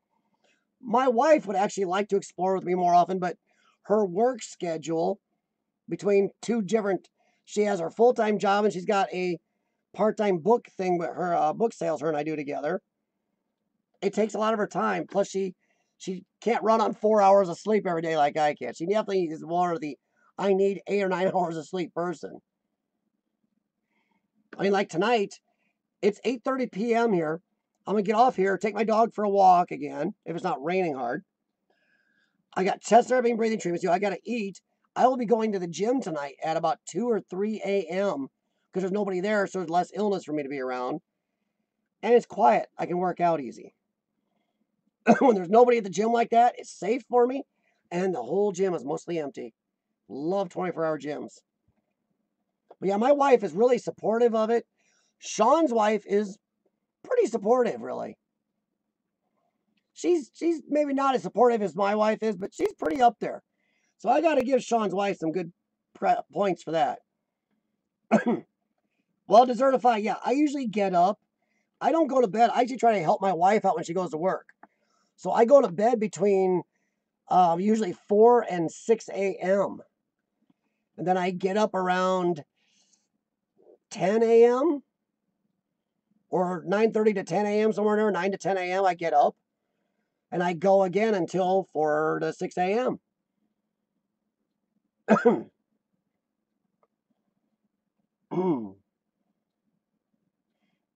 Yeah, that's kind of my life right now, guys. It's because of YouTube also. YouTube is kind of a later thing, and then my health seems to be clicked over to this late schedule. Then my wife, if I can help her get ready for work in the morning and stuff, it's better for all of us. Yeah, but see, to Desertify, I don't get up there till 9 or 10 a.m. So yeah, me staying up till I've never slept a lot. So I go to bed between 4 to 6 a.m., but then I'm getting up 4 or 5 hours later. It sounds bad until you get up that late. When I used to get up at 4 a.m., yeah, that was bad. That would have been bad if I was up that late. But guys, I've been on for 3 hours and 5 minutes, and I don't want to go too long because some people do try to watch my stream in bits later. Now, I don't want to have too long a stream because I do appreciate them doing that at all. But yeah, my life with my health the way it is, with my way I mostly live out of my home business with our book sales. My wife and I do together for Usborne Books, and any little stock stuff I do and little home repair stuff I can still do with my health. It's kind of what my schedule is. Yeah, Sam. See, that's another thing. With the internet, times are weird because it's 8:36 p.m. here now. For the guys in the UK right now, it's 2-3 a.m. For Sam, it's like morning. He's getting up to have a coffee in the morning. To my New Zealand friends, it's 10, 11 a.m., noon there, something like that. Noon to 1 o'clock in the afternoon tomorrow. For Sam, it's tomorrow, next day there, something like that. I don't know.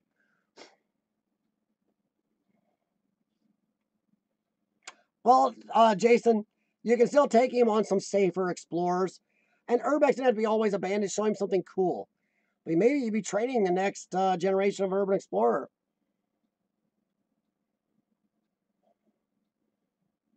Wow.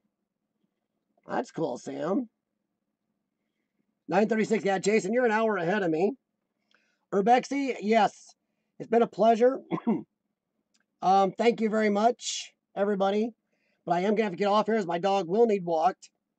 He's been really quiet. And Jax is up here napped. When Jax passes out, there he is. Yeah, they're stretching. Look at that. And for those of you who don't know, here's my man cave. It's all sci-fi. This is the science fiction man cave down here.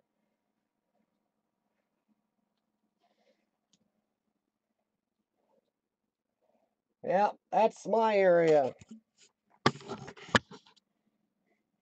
That's what I got going on. Oh, there you go, Sam. That's pretty cool. Yep, 1:37 a.m. Urbexy. Whew. Thanks, Desertify, and I appreciate very much you letting me show your video. Everybody, check out Desertify's images on Instagram. They're amazing. Trust me, there's a reason he had to make a move to YouTube. Because I'm sorry, Still's pictures weren't going to contain what he does. You got to have some video sooner or later, probably, to really get it out there and show everything. It's 11:38 a.m. Tuesday morning. Tuesday? What? Thought you were ahead of me, Sam. Because it's 8:38 p.m. Tuesday here. Aren't you supposed to be like Wednesday morning? Because it's Wednesday in New Zealand. Wow, okay, I messed up. All right. All right, everybody. Byron, I will try to get a hold of you on YouTube so I find out what's wrong with the messaging on there. But I will talk to you later. Everybody, okay, so I was right. Desertify, thank you again. Everybody have a good night. I appreciate you showing up. And Ross, thank you very much. I'm sorry, Mr. Ross. Thank you very, very much for the super chat. I appreciate it. Sean appreciates it, and it will go right in the gas tank of the Explorer Opala. And until next week, or before, if I can get some of the chat thing and get a hold of some people, talk to you later. This is Exploring CF, and everybody has some great explorers, and get out there and share them. Talk to you later. Good night.